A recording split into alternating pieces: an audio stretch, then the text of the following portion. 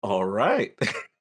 Hybrid said 141st. And we are live. The Apparently at last high word refresh rate. at a high refresh rate.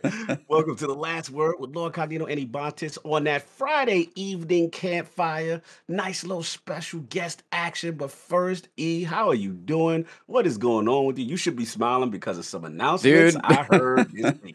I got to see gameplay for Bridge of Spirits, which was really cool. I'm looking forward to that game. It looks so cool. It might be one of those like 6-hour, 8-hour experiences if it's like an Ori and the Blind Forest, but like the animators who turned it into it looks so cool. And then before that, totally blown away. Elden Ring, official like 2-hour and 43-second trailer. I've watched it like 4 times already.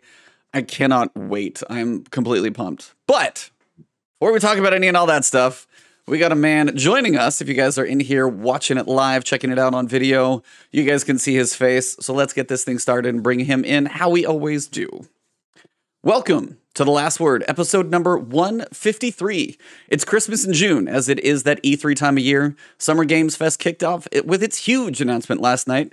The next week should bring lots of news and crazy and fantastic upcoming games. But we go through the hype roller coaster this year after year after year. And yet, for the past 7 years, we have been logging in nearly every Tuesday to check in on our Guardians. And who better to take a look back at things in Destiny than our guest tonight? A man who grew up in the world of PlayStation and knows a thing or two about epic moments after some time in the Souls series. He took his passion for games and skills in writing and made something unique in the Destiny community. If you go to Bife or Mylan to learn about the lore and story of Destiny, then you should equally look to our guest as your retrospective master in all things in-game moments in the franchise. Over the past couple of years, this man has made some of the best videos that take a deep dive into all the activities, moments, and secrets this franchise has given us over the years. He is a wizard of time travel, as anyone who watches one of his videos feels like they are right back in the middle of each epic moment so many of us have experienced. From year one and a little activity called Prison of Elders to the infamous 24 Hours of Last Wish, his videos will take you through the journey of what it has been like to play this crazy game over the course of the past 7 years. So without further ado, and without a Twitter as well, sitting or standing at his mojo desk, the one, the only, evanf1997. How are you doing tonight, sir? I'm good. How are you guys? Wow, I was not expecting that crazy-ass intro. That was so cool. That is what we do, man. We got to bring you into the campfire in style. I was very happy. That was a well-written verse. I appreciate that. From an actual collegiate writer. It needs some work, but I'll take it. How you doing, man? I'm good. How are you guys? I'm chilling today. Yeah, Good, man. I don't know if you can hear my dogs. They're apparently excited to have you on the podcast too. Yeah. Don't worry, Mark. The cars by me, they excited too. No, I was like, I'm gonna kind of jump in basically at first and say, I know I exploded yesterday when Elden Ring finally got announced, and I know you've played the Souls series, so I want to get your kind of history on the Souls series a little bit. I know this is a Destiny podcast, but I can't not talk about it. So kind of how much you played in Souls, and then also just your quick take on Elden Ring as well, because I'm pumped. I have played a lot of Dark Souls and Bloodborne and Sekiro. I think those games are probably, if I'm not playing Destiny, you'll catch me playing that, like just off stream, just by myself, just absolutely like goblining, just sitting here at my desk, just playing. Like they're just so addicting and endlessly replayable. And I mean, I was just blown away by the trailer yesterday. I think like it literally made my day. I was just in a good mood for the rest of the day. Nice. Yeah, that thing looked amazing, man. Like I said earlier, we was talking. I mean, I'm not a Souls guy, but obviously the hype behind it. I thought artistically the trailer really set a nice mood. It looked phenomenal. I was really impressed. You know what I'm saying? I was just like, man, I know the Souls community has to be going crazy. So I'll bring it back to you, man. Like, were you just in like this tears of joy? Did the tears well up? Were you like I was like the tears, it wasn't specifically tears, but we were going through the full like 90-minute or so presentation. I was working on stuff back and forth, catching the live things, peeking back, seeing. And then like I'm hearing, but I wasn't quite looking at the screen because I'd stepped away, and they're like, I got one more. I'm like, literally come running back in the room, sit down, and I can see like the names pop up, and I was just like, yes, like my stream's probably like pulling their headphones away so I don't like blow out their ears. Thank you, limiters, so I don't do that. No, it was really cool to know that it's like the biggest game they've ever made. It's an open world setting, and there's a horse that you could just jump onto at any point. You have Epona. You have Epona, Mm-hmm. and honestly, what is it? Miyazaki, I think that's his name, if I get the name right. Yeah. Has some Zelda influence in some things that he's enjoyed. So it's like seeing something like basically a horse, like a mount that you can jump on. For one, kind of knows how big the world's going to be because you need a horse to run around on it. And then on top of that, you've got the fact that like we're seeing like magical swords come out and crazy looking bosses. I mean, it's a Souls game for sure. It has all the feel, has looked like the Sekiro, like lightning come down with the dragon shot that you had. All the bosses look crazy over the top, but it's a full fantastical, not quite the Lovecraftian that they've been doing for a little while, not Bloodborne. It's its own thing, and with the George R. R. Martin world building. People may give like Game of Thrones season 8 somehow, but like the world they built in like 1 through 6 and 7 is fantastic. So if it's anything of that level and lore, man, people are going to be breaking that thing down forever. So I'm out of my mind. And we got a date. Like I thought it was just going to be a trailer. Cool. It exists. Yeah. You know it. And then it's like Yeah. January. I was like, yes. And honestly, because I expect Destiny to probably be February, I'm like, perfect. I'll have time. So Oh yeah, good. He's in a good space. Yep. Yep.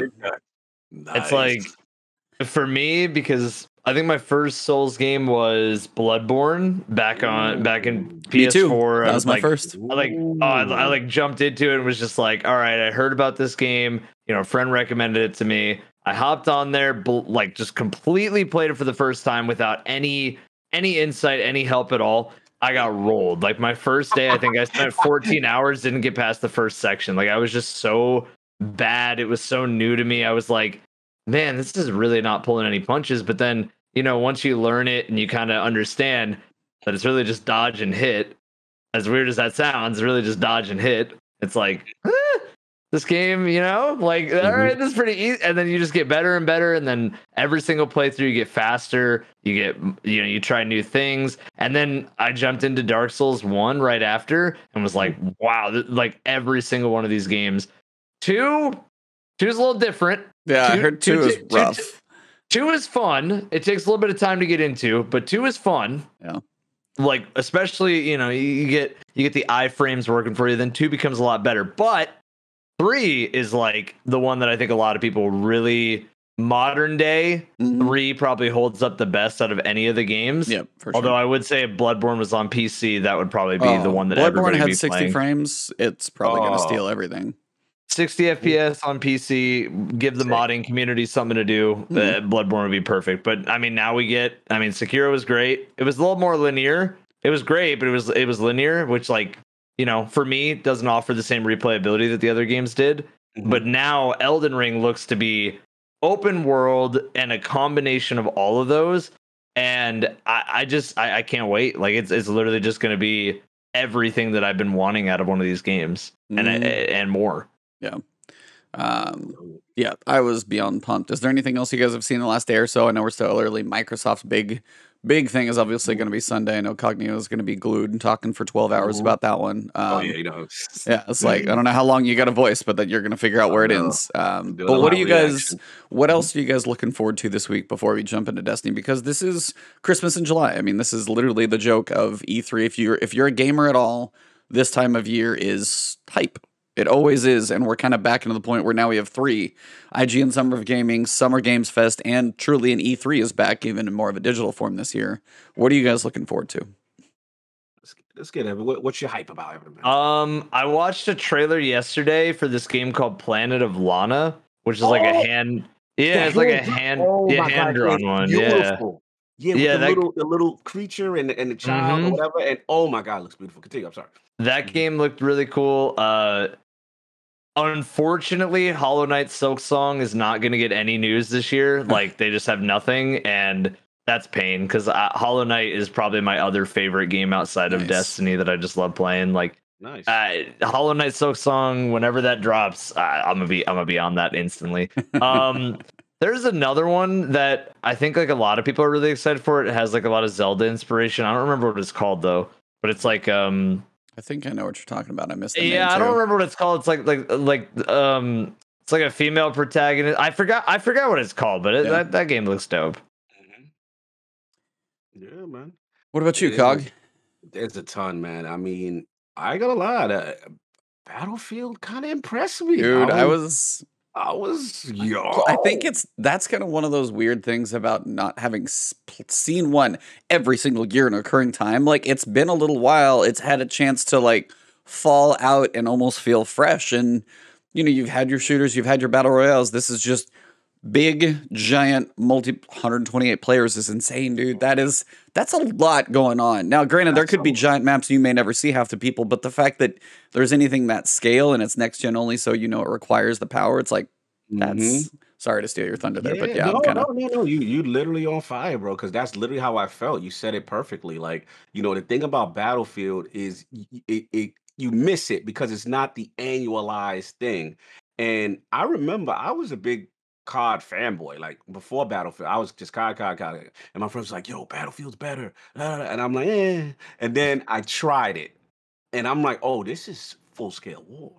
Oh, this is vehicles. This is, and I remember playing 3 and then playing 4 and really getting hooked. And my only issue with the last 2 was that I'm gonna be honest, I'm over the whole 4 scores and 7 years ago. oh, the And historic stuff. Well, I think yeah, everybody is, and that's the I'm nice thing. just Yeah. yeah, I want modern so bad. So when I heard the rumor that it was modern, I'm like, oh, okay. And then the 128. And then I like the goofy stuff. I like them jumping out the plane with a rocket launcher. And then the other thing was what 4 used to do was this thing, it was a scripted event, but it was so cool to me. It was called Oh Levolution. yeah. And like the building would destroy and like I Big love giant it. So skyscraper look, would fall down, cut the map in half and stuff. Yeah. Mm-hmm. yeah, man. So look, 128 players. I know there's a bit of controversy because there's no campaign. I get it, but I still have to admit it looked really cool. To Evan's point, yeah, that what is it, Planet of Lana game? That game looked Mm-hmm. really sick. I will I think say, there was another. what is Mhm. like the isometric MMO Diablo Amazon game? You know what I'm talking about? That I I know was what like, you're talking why about. does first off an Amazon game, and I'm not sure I trust any of those until they're literally Yeah. playable or for more than a Mhm, minute. But two, it's mhm, like an isometric MMO, and I mhm, was so confused. I was like, it mhm, seems kind of cool, but also kind of weird. mhm. That one kind of threw me off, and I was like, It was like the Amazon one, right? The yeah, Amazon MMO. Yeah. Tower of Luca or something like that. No, it's called like New World, I Oh think. no, New World's Are we like a talking World of about? Warcraft Okay. thing. There's Okay. like Yeah. they have a set. I didn't even know they had a second game, so they actually have another one from Amazon. So yeah, I was very surprised that that's there. So there were some interesting ones. I mean, Xbox obviously is going to try and steal the entire week with everything they can possibly drop. So I'm very curious how much we Yeah. see about Xbox is going to be Halo. crazy. Yeah, like I think we actually see something about like Bethesda stuff from Xbox. Like I think we see a lot of Bethesda stuff Yeah. because they just bought them earlier this year. Mhm. Elder Scrolls 6, I don't know if we get an announcement. I think if anything, we get like another little like weird teaser. But then there's that space IP that they were going to make. That Oh, Bethesda was supposed Starfield, to make. baby. Yeah, Starfield, yeah. I yeah. feel like we wait. get more info on that. Like Mhm. maybe like not a lot, but just something. And then there's supposed to be next week is supposed to be loaded. We're supposed to find out way more about Elden Ring on Tuesday. We're supposed to Yep. find out like a lot on Tuesday. Like Tuesday is supposed to be like the big day for everything. Yes. I work till about Oh, noon, and then I'm going to just be glued. So Oh yeah. yeah. Game of Christmas, same thing. I'm hyped. yeah, Starfield, let's see what's going on with that. The Bethesda showcase, we'll see what's yep. going on with that. Next week is even more. And Breath that's of the Wild Nintendo, too. Breath of the Wild too. Like it's Oh just yeah. I've been so busy. I mean, again, apologies for me running a little late today, but That's all right. I've We're been so good. just being on podcasts and everyone wants to talk. Everyone's excited. It's that time of year, Game Mhm. of Christmas, man. So yeah, Hmm. I'm hyped, brother. I'm hyped, man. Yeah. Hmm. Well, outside of the world of non-Destiny stuff, which I'm sure some of you guys were like, "Can we get to the Destiny stuff now, please?" But no, like Destiny is kind of honestly hitting its stride perfectly right now between the storytelling that they're doing, the world that they're kind of setting up, and things like that. And before we go too far, kind of wanted to ask you, Evan, about Mhm. some of what you've been through over the past couple of years in just this like explosion on your videos and how you've been doing these. I can't think any better way to say it, but just like the amazing retrospectives that you do about any topic, activity, event, raid, whatever it is. Like, what made you decide to do that? And then in the depth that it did, what was the explosion that caused you like, this is like my thing. I found my niche. Like what Mhm. kicked that off and where would it begin? So like it all kind of began when there was a summer where I decided like, I had this like internship kind of like paid internship opportunity working for this cool company, like this corporation doing the, boring like corporate video work pretty much, but Yeah. it would have been like really good on like a resume. And I decided I was like, I kind of don't like doing this, but I also really like making content. And I always I always enjoyed making videos.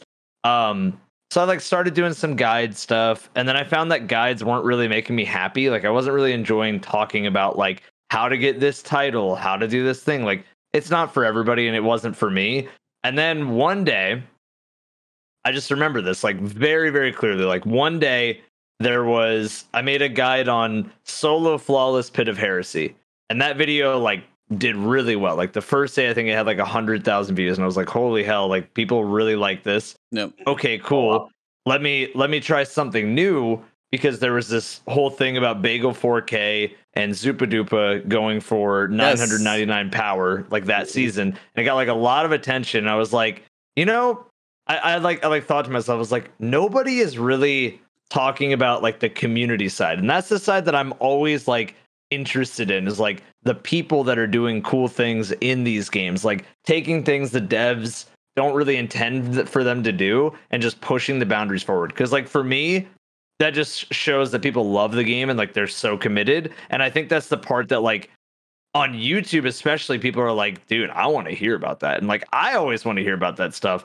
And I kind of thought to myself, I was like, every time I do a raid, every single time I do a raid, somebody is like on LFG, somebody's just like, hey, you remember when this thing was busted for this? And then somebody else is like, yeah, I do. And then somebody else is like, no, I don't. I didn't play during that time. And then I was like, okay, well, nobody's really talking about that stuff. And that's the stuff that everybody wants to talk about. That's stuff that I like talking about.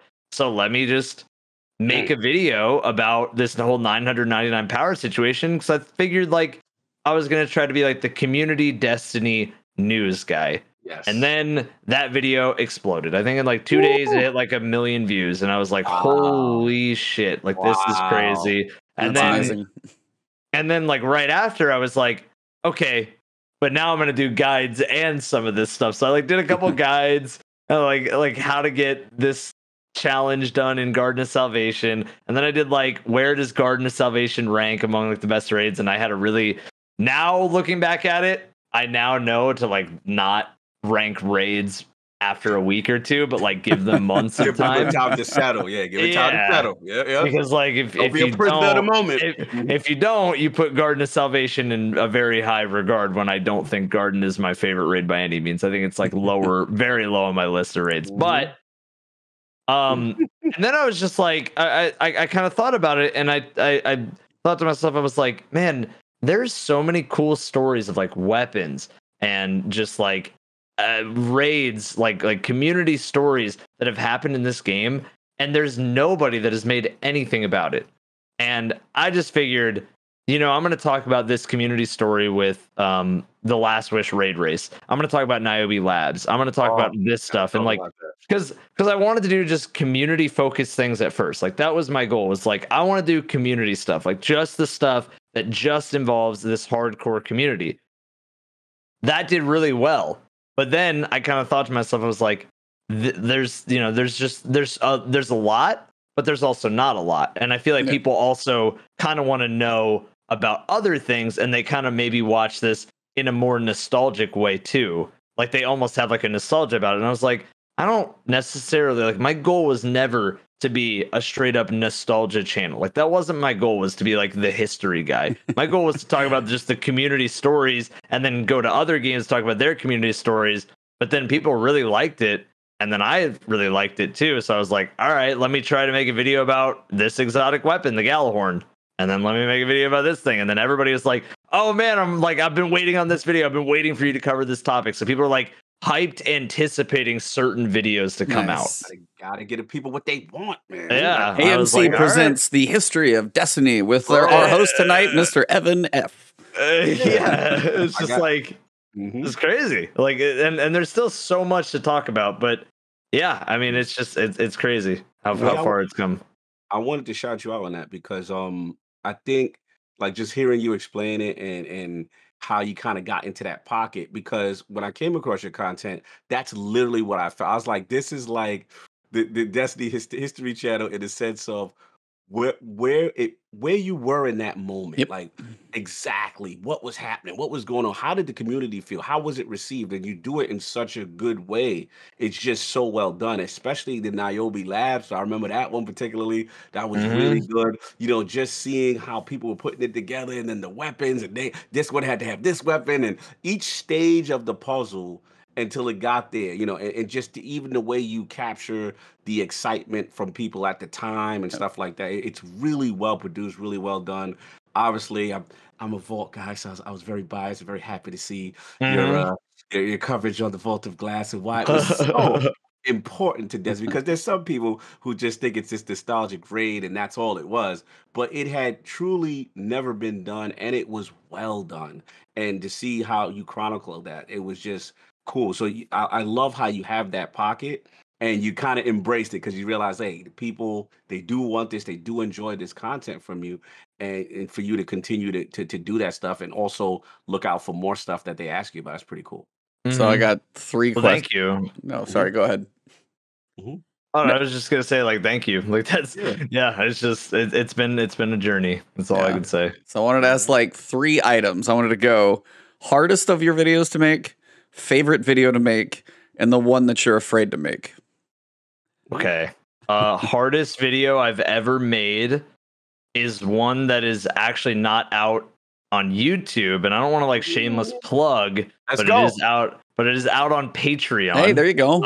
Get them, Let's It get get them. it. is it is the 15th Wish video, the unsolved mystery of Destiny 2's Oh, 15th Wish. when that hits Uh, YouTube, it will explode. that video took 2.5 months of just like pre-production, production, effects, like all this research because it was just like archived Reddit threads, archived like Bungie forum threads, like archived everything, and then also going in game, getting shots, getting cinematics, getting people. There's a ton of creators who help with the voiceover. Like, I can go through and just give me 1 second. I'll go through and I'll just like list off some of the creator names. I decided to kind of yoink an idea from Daily Dose of Internet and just say like, let me get some other creators on the platform on the Destiny side of things and see if they're down to help me with the 15th Wish video. Like, see if they're down to like talk about this or like just down to like do a voiceover for stuff. Like basically it's Reddit threads that they hopped in and they like read what the Reddit people wrote down. I You can know what only I mean? imagine this is So going to be like it's interesting. Mylan Bife, MP, Marco Oh. Swetsicle, Fallout, and like there's just the list Damn, goes on. Like there's Mm. just a lot of Cool. people. that's Cool. awesome. So Yeah. What was the second question again? Sorry. So, favorite video you've made so far? Favorite video. It kind of changes a lot. I would probably have to say for a while it was the Last Wish video because like I had a lot of like my own personal bias to why I liked that video. Like it was just like something that I was very excited to talk about. yeah.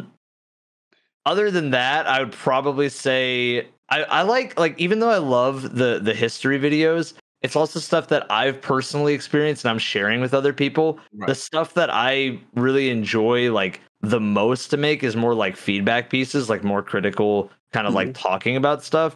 So like I really enjoyed Destiny 2 is Too Easy. Like that video was so much fun to make for me because it was literally just like, let's talk about X, Y, and Z reasons why this is why this game is easy right now in its current place. And like, Mhm. just hearing the back and forth, like people were either really angry or like really like, thank you, somebody said it. So like Mhm. that video is like super not well received, but also very well received at the same Mhm. time.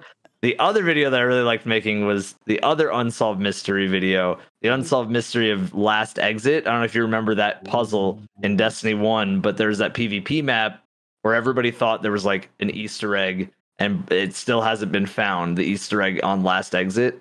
Mhm. That video was super fun to make. But other than Nice. that, it's been like more of the hardcore community aspect stuff. Like it's really hard for me to enjoy as much making like the big kind of story videos when I was there. You know, I've been there. I've already experienced the max that it's going to be. And also, it's painful having to go through like years worth of footage. Dude, some and, of like, the footage you find some of find the is clips. crazy. Yeah, that's the impressive part. It's like what you'll find and be like, this clip of like Dado talking about Prison of Elders. I'm like, dude, he's going back literally like 6 years right now. What are you doing? So like that's work. He's putting in work out here. So to support this man on Patreon, he's putting in time. Yeah, big time. It's definitely big. And then the last one was, is there any topic you are, and afraid may be a strong word, but is there any topic you're hesitant or afraid to cover, I guess is the way to say it.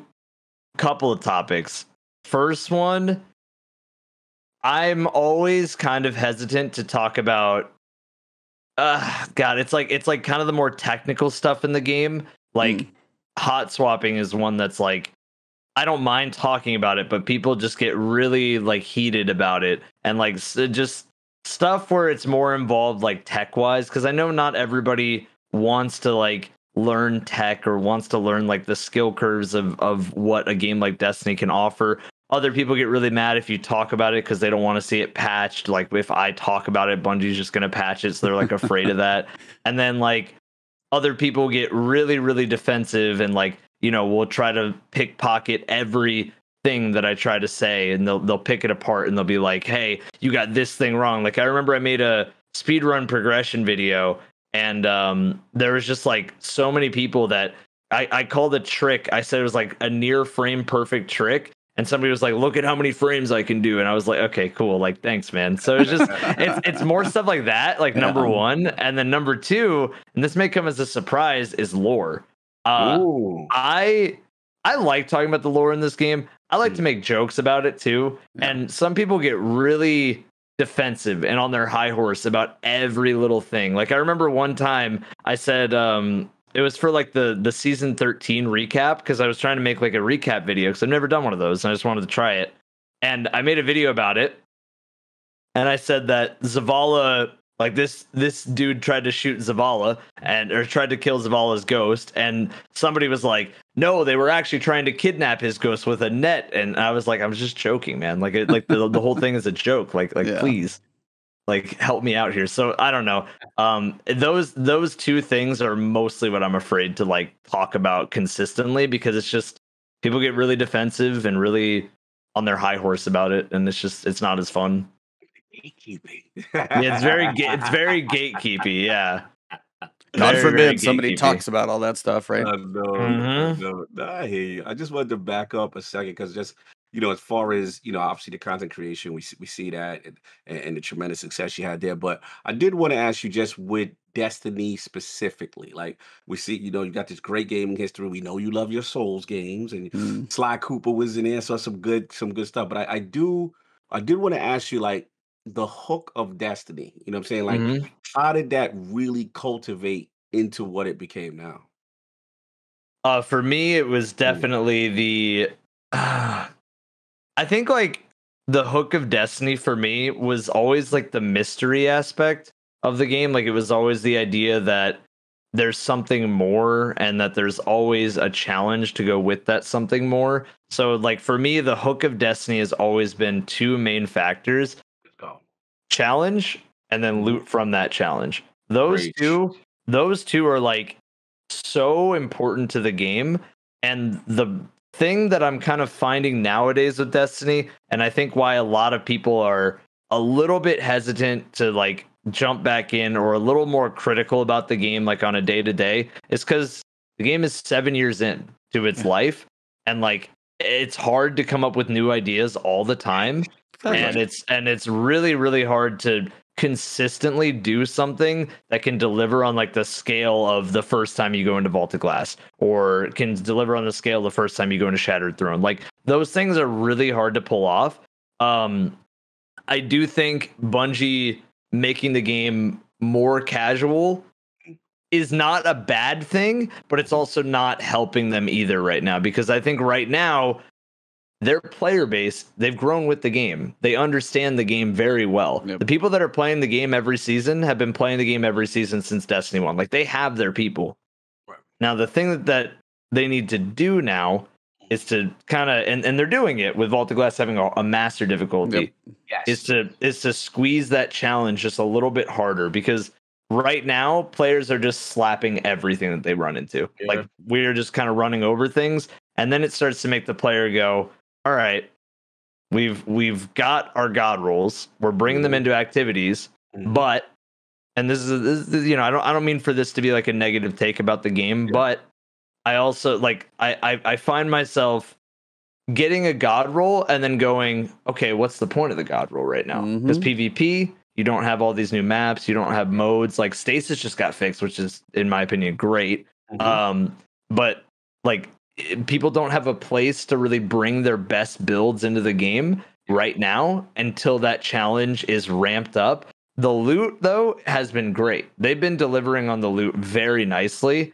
Now it's just on that challenge aspect. How can you make the game significantly harder for people that have already, I mean, we've experienced the game.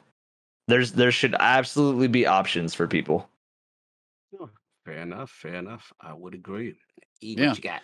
No, I mean, I kind of like that, because whether it's been me doing solo Nightfalls or you trying to go through and do a raid, and then it's like, it is the difference of when you feel contest and you're like, yeah, I couldn't, you know, it's like Templar was tough or didn't quite get past this one. Next day, it's just, you're like, oh, what's up, Atheon? You're just like casually sitting next to him. He spawns in. It's not even the same encounter 24 hours later. And you're like, somewhere there's a happy medium in there, even for them to give you something. And Master's going to take that probably a little more. I did want to ask you, though, when it comes to difficulty, though, because we played Souls games, like, there is, and I know they're not going to translate 1-to-1. I get that, so don't somebody just jump in the comments and crucify me too soon. It's going to happen already, it's fine. But the idea is, like, the idea of a Souls games, it is punishing. There's not a lot of margin for error. You have to learn, you're going to repeat fights and stuff like that. When it comes to, like, say, a Grandmaster Nightfall, for a lot of, some people can, like, get through them pretty casually now, depending on how they play, but there's also, the margin for error is small, but it's also, like, it's not like I'm focused on somebody on the ground. It's like, hey, I peeked my head out and I got binged by a sniper. Yeah. And it's just because they're so, and it's only because they're over leveled. People can go through a Souls game naked and still technically beat it because it is doable, because the skill is there. Like, if you go into, you know, Grandmaster naked, for one, you can't. But two, it's just like, so when you go for the difficulty, do you like the scale of difficulty of, say, a Grandmaster? Is there another way you'd like to see it to go? Just obviously because you've got kind of a similar background to I do. Yeah, I mean, I think with, oh God, this is something I think about actually quite a bit. Grandmasters are a really cool idea, and I like that they have like a depth loot tied to them, like for beating, you know, Grandmasters. But I also think that Grandmasters very much are dependent on everything else in the game. They kind of adjust their difficulty based on everything else. So right now, if you think about it, the main, I guess I'll start by saying the main issue with Grandmasters, yes, is the artificial difficulty. It's the fact there's like contest mode plus all these different modifiers working against you, but it's also enemy variety, enemy placement is like a huge thing. When they started introducing Master Nightfalls, like one of the things that I remember very clearly was like the Nokris Nightfall. You walk in there, and instead of like a wizard being there, it's an unstoppable ogre. That was a really cool use of champions, and like I thought that was really, really nice. But unfortunately, like not all Nightfalls get that same treatment where it's like they get revamped and they get like new enemy variety and placement. That made it interesting to me. Like, I think one of the things that made strikes stand out to a lot of people in Destiny 1 more than Destiny 2 was that every year strikes got a facelift. Like, you would fight the Taken, then you'd fight Siva, then you know, like, and you'd have different variants that you'd run into. Yeah. Grandmasters definitely need to offer that variance. I'm not saying every time you load into it, enemies need to be different. I'm just saying compared to the normal strike, there needs to be some sort of new enemy variety, enemy placement. Enemies need to be hurting you, but not just one-shotting you. Because the one-shot mechanics, I think everybody is like, all right, I died, but like, come on, at the same time, you know? You're like, oh, I looked the wrong direction. Exactly. I was like, you can take a couple hits in a Souls game, even if you're like, okay, that was a giant mistake and I'm scared, but not like I blinked and I'm dead. So yeah, it's like I do like the way you phrase that though, for taking, And that's one thing, like strikes in general, I think do need, I mean, the whole 3-core playlist needs some love in general, but I do like how you're saying the Grandmasters give some enemy variety too, but more of that, as you said, takenifying. Please don't takenify everything though. Like the teleporting has got like, so when you go into occasional, you're like, no, stop. The overload captains remind me of that the most. The overload captains, when you're doing like a master lost sector and you're like, oh, just stop moving, dude. He's just like, bing, bing, bing, bing. He's like, dude, are you on a pinball machine? What are you doing? So those moments occasionally I get you. I like the idea of the enemy bar. Hey, here's this thing you're expecting. Okay, now we can spice it up. And honestly, it'd be a point to where, even like you get to an encounter and you're expecting, hey, there's these types of enemies paired with a whole bunch of thrall. Well, what if it is an ogre now with acolytes? So you're saying like ramp it up, give you different variety, but also take the one shot out and give you, if you're going to throw so much at me, you got to have a little bit of cover too. And they've gone to these like circular boss rooms everywhere. So it's like at some point, you know, they've gotten away from the cover because they don't want people sitting in the back, but also I got to breathe. Oh, yeah. So there's a delicate balance, and I know they're working towards it. I'm very curious for Witch Queen to see what they do, but like I am very, very with that. Like, I think Witch Queen is the time that it's kind of the make it or break it time for Bungie is the Witch Queen. I think everybody's kind of not make it or break. Not make it or break it.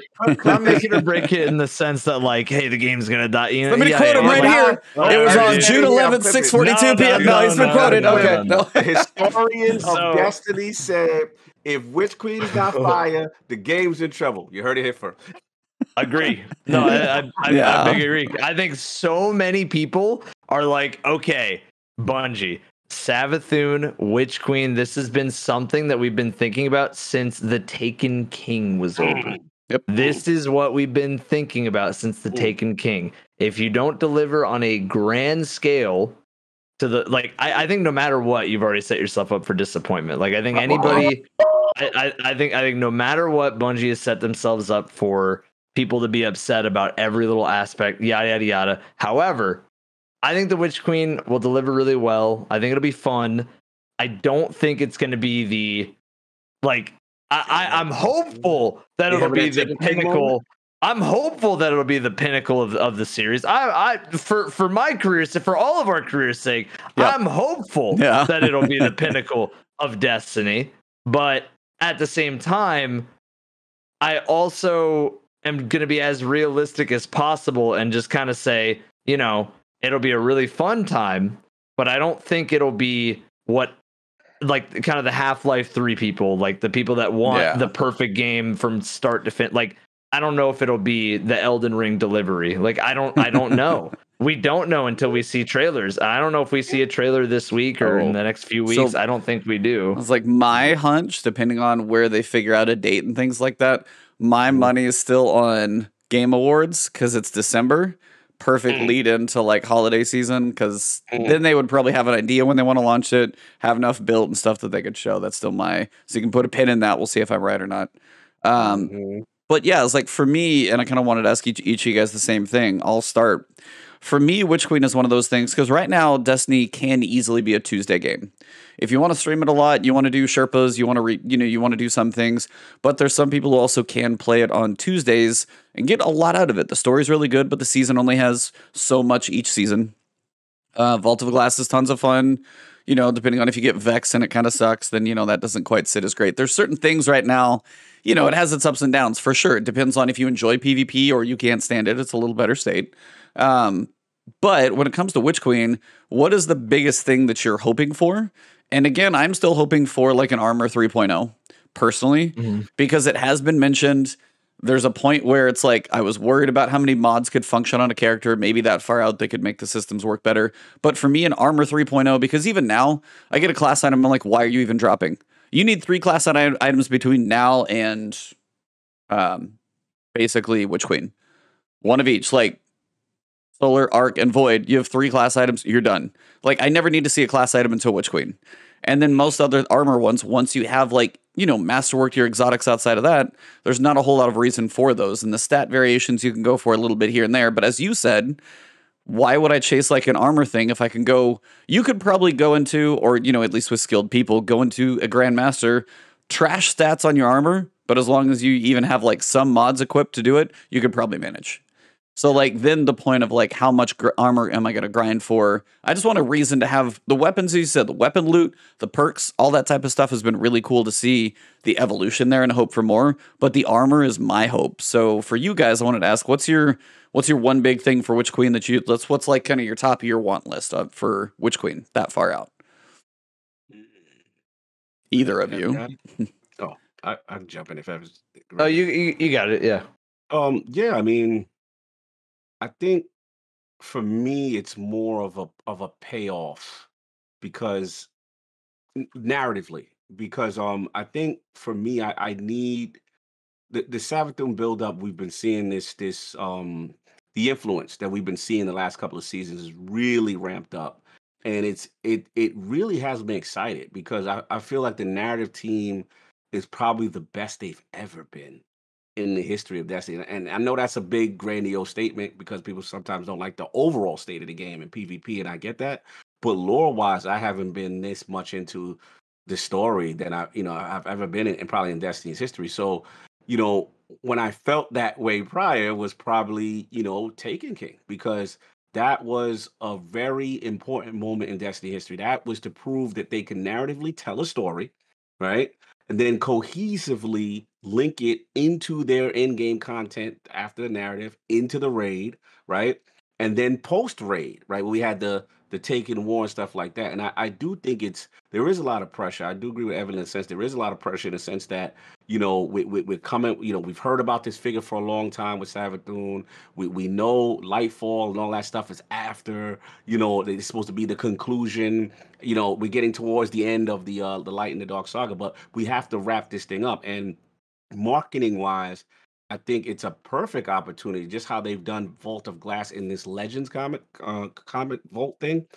It's a perfect opportunity to bring King's Fall right the season before, right? Get the marketing buzz going. This is why you love it. This is why you remember. So I think it is important. I think it's important that they nail it narratively. It's important that this Savathun situation has serious consequences, and maybe we lose some people. Obviously, we've been hearing the rumors about who's on whose side and who's influenced and who's not influenced, and all this other fun stuff. So I think it's extremely important. Now, the key is going to be the execution. The key is going to be, let's be real. I'm a VOD guy, but I respect my King's Falls guy. Like King's Fall is a very tough act to follow. Like that is, it was what I call it affectionately a rage raid, right? So Witch Queen and Savathun has some serious things, and we're seeing the rumblings. What is it? Old Chicago. We're Yep. seeing little things going on, and I'm excited. We'll see what happens. I will say this. It is a lot of pressure, but for whatever reason, I always feel like Bungie, when their back's against the wall, does their best. When we're the most angry with them, they usually come out Hey, you swinging. got a lot And of I'm not. gameplay specialists headed their way. Hoplite just got headed that direction, which was awesome to see. She got that role. So they're bringing people in Congrats, because they Hoplite. do. Yeah, I know. Seriously, that was awesome. Right. They're Hmm. they're in that moment to where when you see those like gameplay specialists go out, Forsaken, stuff like that, when the big changes needed to happen and they need outside eyes because Right. it is the idea of just somebody from the outside, but from the player base, not the Mhm. internal testers and everything else. You got to get some outside eyes in there. And it's nice to see Yeah. some of the people that are going because it's good to get a varied perspective and somebody, Yeah. they play their game a lot. There's no question. Like you Yeah. ask any of them, they're playing all the time, community play. There's so Mhm. many of them that do. But Mhm. in turn, when it comes to making the new stuff, it's like, what do they want? So I'll be very Right. I'm Yeah. pumped. What about you, Evan? And What are you hoping for out of Witch Queen? What's your top one that you want to see? What topic do you Um, hope to cover in a future retrospective? well, of course, I'm looking for like the best raid that they've ever made and stuff. But like that, Ooh.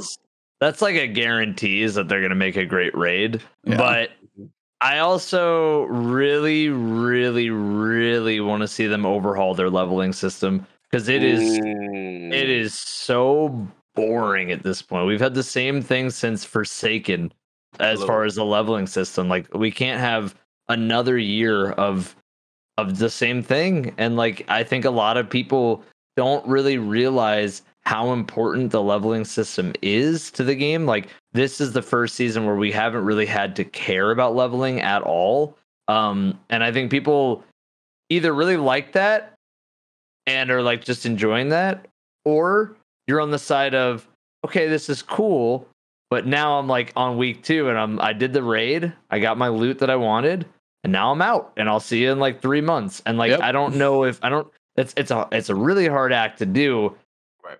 But I've always been an advocate of, hey, the final activities like the raid, dungeons, and grandmasters or master nightfalls, those should give you materials that then you use to level up your gear to then go into certain activities, because that would literally answer that question that you're talking about the class items. Like, make it so those get capped out, and then all of a sudden, hey, look, now you have materials that you grind from playing the end game content that you can use to level up your stuff. And like, you can do that for weapons and armor. They did that in vanilla Destiny 1. Yep. I don't think people were ready for that in vanilla Destiny 1. I think the community would be more ready for that now. Yeah. But leveling system's a big one, raid's a big one, and then narratively, of course, they need to end the storyline with Savathun. We need to kill Savathun. We need to. If Savathun lives, or if Savathun is like a puppet of the darkness or something, I think people are going to be really mad. You're like, it was all a dream. No. People are going to be so mad if we do not just axe Savathun in the raid. In the raid. Oh, in the raid. Okay, I got you. Back to King's Fall, like back to King's ultimate Fall. finish. Yeah, the ultimate finish. Kill Savathun, the raid boss Savathun. Because Aramis, a lot of people are like, just push her off the cliff. What are we doing? Like, why are we leaving it there? Yeah. She has this much health. You can see it. She's definitely still alive in there. Just give her a push. And then that's it. That's all you got to do. That's it. End the saga. Let me back it up, because you guys break good points in reference to, you guys talking really good stuff. Leveling system, armor 3.0. Like, I want to give it back to E, because I know he always talks about it, but it's like, I need to know specifics. Like, do you want them to? I know we're big fans of Outriders in terms of how they handle gear, right, and how they handle armor. Look at you, like, yes. It started right? well. Let's just leave it there. It started well. It started well. The fabled Destiny killers that start well. But the thing is, like, what we learned, right? The appreciation for every boot and every armor, every gear, every headpiece, there was some association. Shout out to Slow Mo's in the chat. He's a Division guy, right? What we love about Division is, the armor sets and stat bonuses, and like, do you want it to mimic any of those type of systems? Like, I mean, I love literally a mix of what you and Evan both said would be cool. Okay. So some way, for one, like, coming from a World of Warcraft background, which I know everybody hates. But Luke likes Luke loves that. Yeah, and I was like, scary when I talk about Luke stuff, right? Yeah. But it is the idea that you could be level 60, say, in World of Warcraft, take our level 1300, for example, and you could get a piece of gear that would be, say, 55 stats in a normal strike. Say then you go into Nightfalls. Now your gear can drop up to a certain level, could maybe have another slot for more mods. Like, you get to a point where the more difficult the activity opens up more possibilities. And also what Evan was saying, so set bonuses that'd be amazing. Like, you go into Vanguard strikes, you're working through, hey, I got the Vanguard set bonus strike. That one helps out my character do more, maybe the Vanguard is a bit more defensive minded because you picture Zavala as your guy and you've got a little more defensive minded to it. Maybe a Crucible set bonus builds in mobility and stuff because you want to be moving faster, things of that nature. Gambit, that one's going to be about killing mobs because you're killing them all the time. Maybe the raid set bonuses they teased at one point with the season of Gambit Prime. Yeah, Gambit Prime. I'm like, they teased it. I'm like, that stuff can function, and then they stripped it away and took away all my hope, and I was like, so mad. So set bonuses, I was like, set bonuses would be amazing, but also the idea of that top level activity, either giving you a way to push your gear higher, as Evan said, with some type of currency that you earn to say, hey, maybe if you go through the raid 10 times, you get this thing, and now you can unlock an extra mod slot or take your energy on a piece of armor from 10 to 14, so you can have a lot more. Some way to push your character up by putting time into those in-game activities, because as Evan said, even if you do the master, like Vault of Glass, when it comes out, and you get a time-lost weapon that might have a couple different perks, there's really not going to be a lot, again, that sets much of what you're going to get apart. And it's going to be difficult to get, but it's not going to be much. The juice should be worth the squeeze. And that's the thing is like the end game tough challenges. You know, if you solo flawless a master dungeon, you better get something good for that. Otherwise, why am I doing it? All of that. But yeah, set bonuses would be amazing to see. And then some way to set your either earn and push the gear higher, or if you do a master raid, your gear can now drop with 12 energy, 13, 14 energy, and you can have more flexibility in the mod slots, or give me another mod slot, or both. Find some way. And they may be worried about certain things, but God forbid now what if I could use 2 champion mods and a reload mod at the same time? Oh God, I'm going to break the game. But just the idea that I could go earn something that gives me that flexibility, then you could actually see a reason to be like, hey, this allows you to build even deeper. I feel like that's what I want out of the armor, if that makes sense. You with this? Where you at, man? What you want to see? I'm definitely on the side of set bonuses. I'm still very much on the there's still that part of my brain that set bonuses are fantastic, and I think it'd actually create good build variety. It would actually make people step out of their shell as far as transmog. Transmog you can enjoy and then also have set bonuses. So it would actually give you a reason to rock it, just like raid gear. But just like raid gear, there's no reason until the game actually starts challenging its player base on these high-end scales.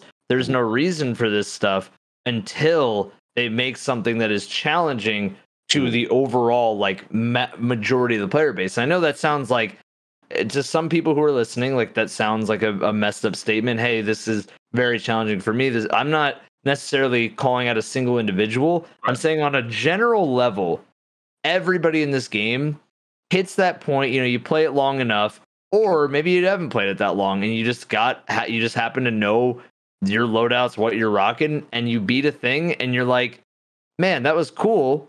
Now I want more. And it's where does that more come from? Does it come from the idea of going back into the raid and beating Atheon with sidearms? Or does it come from the fact that when I go into that raid is very hard. It is contest levels of difficulty. So let me have things that just push me over the line just that little bit more. And that's where set bonuses could shine.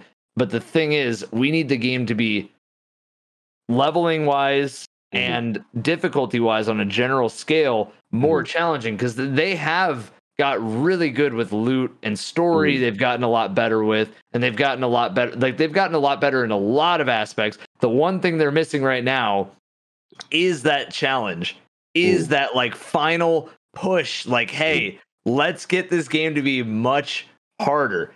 And that I'm not asking for something that's on the level of Bloodborne or Dark. I'm not asking for that. It's the Souls coming out. Souls. I know not everybody. I know not everybody's with that. But at the same time, there needs to be that option for the Witch Queen where people can go, damn, that was hard, facts. And I beat that. I'm with you there. See, that's what we got. At first, I was nervous because I was like, I know how Bungie thinks.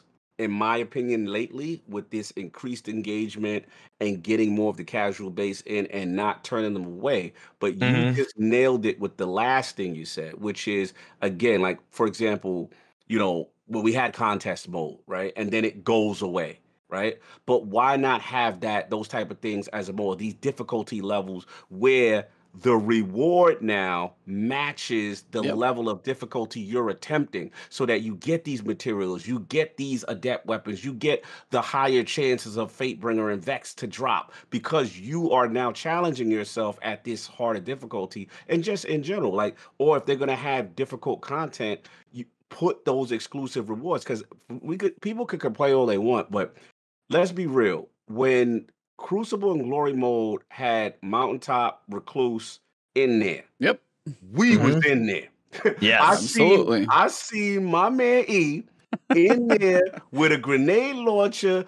I'm playing with him, and he is beelining to the special, the heavy. Oh no, I got very good at fighting lion. That's what I did. You would beat so. At the end of the day, there as much as I know, a lot of community, they get mad about it, but it made you push. It made you get into these activities. To take that even deeper, there was Vault of Glass also was kind of special because Mhm. the only way to get max level was to raid. You Raid. had to do the end game activity to reach Right. max level, and now you can trip into it. Right. Yeah. Like that piece as well. I don't know if that's in any other game. Like, how do you get to Right. Paragon level 50 in Diablo?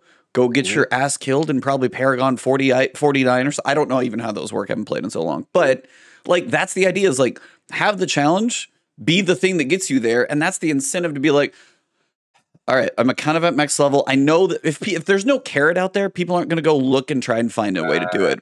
The carrot Right. has to be there. Carrot. The Well, carrot is the key. the best thing that I can use as an example going off of that is like that feeling of Forever 29 that Destiny 1 Vanilla had. Yep. A lot of people meme on it, but like realistically, when you were 29, the raid was still very, very hard. Yes. And then once you hit level 30, the raid, it didn't become easy, but it became, all right, now I'm at the level of the raid.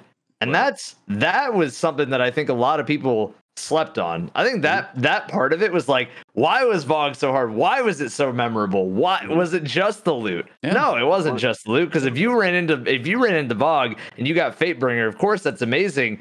But if there's nothing challenging that Fatebringer makes a little easier on your life, then VOG becomes not as cool. So like going into the raid, getting your butt kicked by some Praetorians that are level like 27 and you're level 25 or 23 and just like getting rolled by them, overcoming that challenge, that was the part that I think a lot of people really did enjoy with VOG. And I think like that's the part of like, why did you have to push Atheon off the map? Was it because it was fun? Yeah, but it was also because Atheon was so hard for people early on that they went, dude, let me push him off the map. I can't beat this. Like that was so when they eventually like that's what I'm trying to say. That's the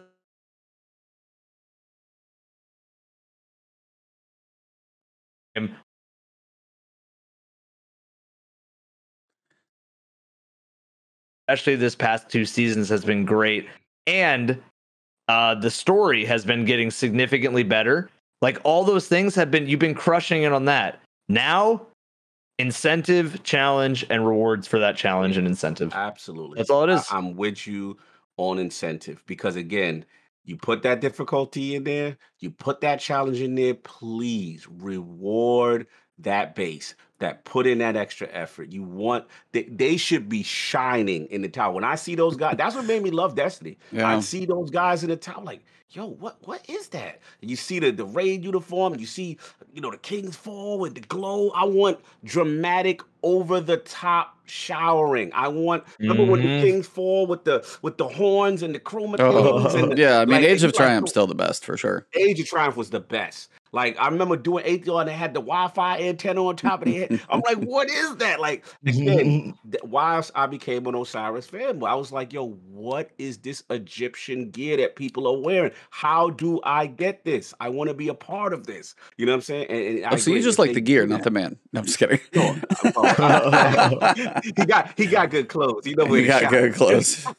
You should, one too many Supreme shopping trips. But yeah, man, like literally, it's that kind of stuff. And again, even with the glory, when they introduce glory and recluse and mountaintop, and you're like, yo, I got to get my behind in glory. I got to get in there, man. So go over the top with it, reward the base. They will be happy. You will then push people past their little comfort zone, and then, like you said, you became a good fighting lion player. Oh no, I honestly never like breach load grenade launchers. I was like, God, these are awful. And then I had to learn to use them for mountaintop. And honestly, now like Salvage or Salvo, dude, I probably piss people off with that thing. And I know everybody hates those to a passion right now, but like if you just have never used one and picked it up, you're probably going to be terrible. But if you use those for a while, especially now like that they're actually in a decent space and salvage versus chain reaction, like mods that make it really cool, they're fun. I wish they didn't cost 9 energy and 7 energy to use some of their mods, but they're still fun. Yeah. Okay, I'm gonna say this now as my last thing. Witch Queen, let me open the whole. Boop. I'm gonna censor myself. Artifact, the whole artifact. Don't limit me to 12. Let me have every mod. You already make them too expensive. I can't combine things. Let me have all of them because there's no reason I want to be like, Which is the last two that I pick? I could experiment with the other ones later on. No. I'm okay with that. However, Okay. only thing I will say Don't make it is insanely long. I'm with that either. all I'm saying is if they don't, I'm with you. If they do that, great. If they don't do that, there's this game called Outriders, right? And when I make a mistake as far as my skill tree and my undo. path tree, Just let me I reset hit it. an undo button, and the game ain't gonna Yeah. charge me, and then double exponentially every time I want to reset. Okay, the then damn that, thing. yeah. If just reset that's skill where trees all the yeah. time. Yeah, just do that. Just be Bro. like, you got 12, reset, undo, reset, undo. Just do whatever you want. Sure. Bro, shout out to Cool Guy. He got a good video right now, right? It's a good mod, man. It's Impulse Recycler, right? I didn't even know about this. Grenade energy. It is an amazing mod. He's got these things where you're getting grenades and super energy because of this build, right? I already reset my damn artifact like 3 times already. It's gonna cost me over 80,000 glimmer. Like, why? And then there's a cap on glimmer. So I'm like, why? Why, Bungie? Let me play and tweak with your game. Like you have it there. I don't understand what is the mentality by penalizing me to reset an artifact that you make available for the season to try to introduce different play styles, but you penalizing me so that I can't do it. Yeah. Like that got to change. So I'm with you with this artifacts that either let us rock out Well, just whatever you or want. remove the cost. Yeah, one of the two. I agree. Yeah, you can unlock. You'll say maybe only 12 is the number you can have unlocked. Reset and pick them again, so you have the same requirements. But let me do it anytime I want to. That's sorry, I just thought of that and had to scream it again. So if Bungie ever hears one of these, just please take the cost out. There's no reason for that. Luke, you heard him. What about you, Evan? Before you got anything else you want before we kind of head into more of the recent activities, since we've been future and past so far?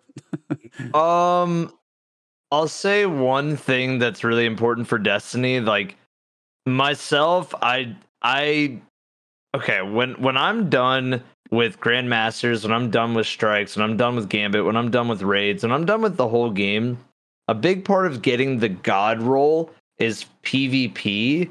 And I know a lot of people don't really like PvP in Destiny. I really do, because it's gunplay. It's fun. Like, it's fun shooting people. But realistically, maps and game modes, we just need more. That's kind of it. Like honestly, that's another big thing that we are currently missing pretty badly. And I have a feeling that they're going to bring more in the future. Like, I don't think they're going to completely ignore it forever, or else they wouldn't have spent this entire season like revamping Stasis. They wouldn't have spent time making PvP changes all over the place with snipers, shotguns, and then I think they said something about trials getting a rework at some point in the next year. So like, they're not ignoring it, but at the same time, we're so hungry for a PvP map, a new PvP mode, because I really enjoy what they did with Scorched. And if they want to keep doing stuff like that, where it's like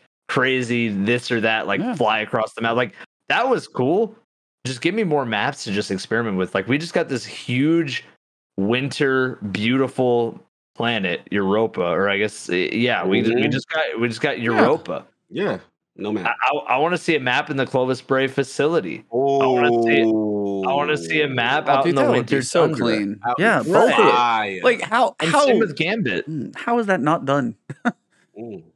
That to me is like, Gambit needs some maps, because Gambit is actually, people forget, Gambit's actually waited longer than Crucible for new maps. Gambit hasn't got a new map since Gambit Prime came out. They take maps away from Gambit too. Yeah, they took 2 away.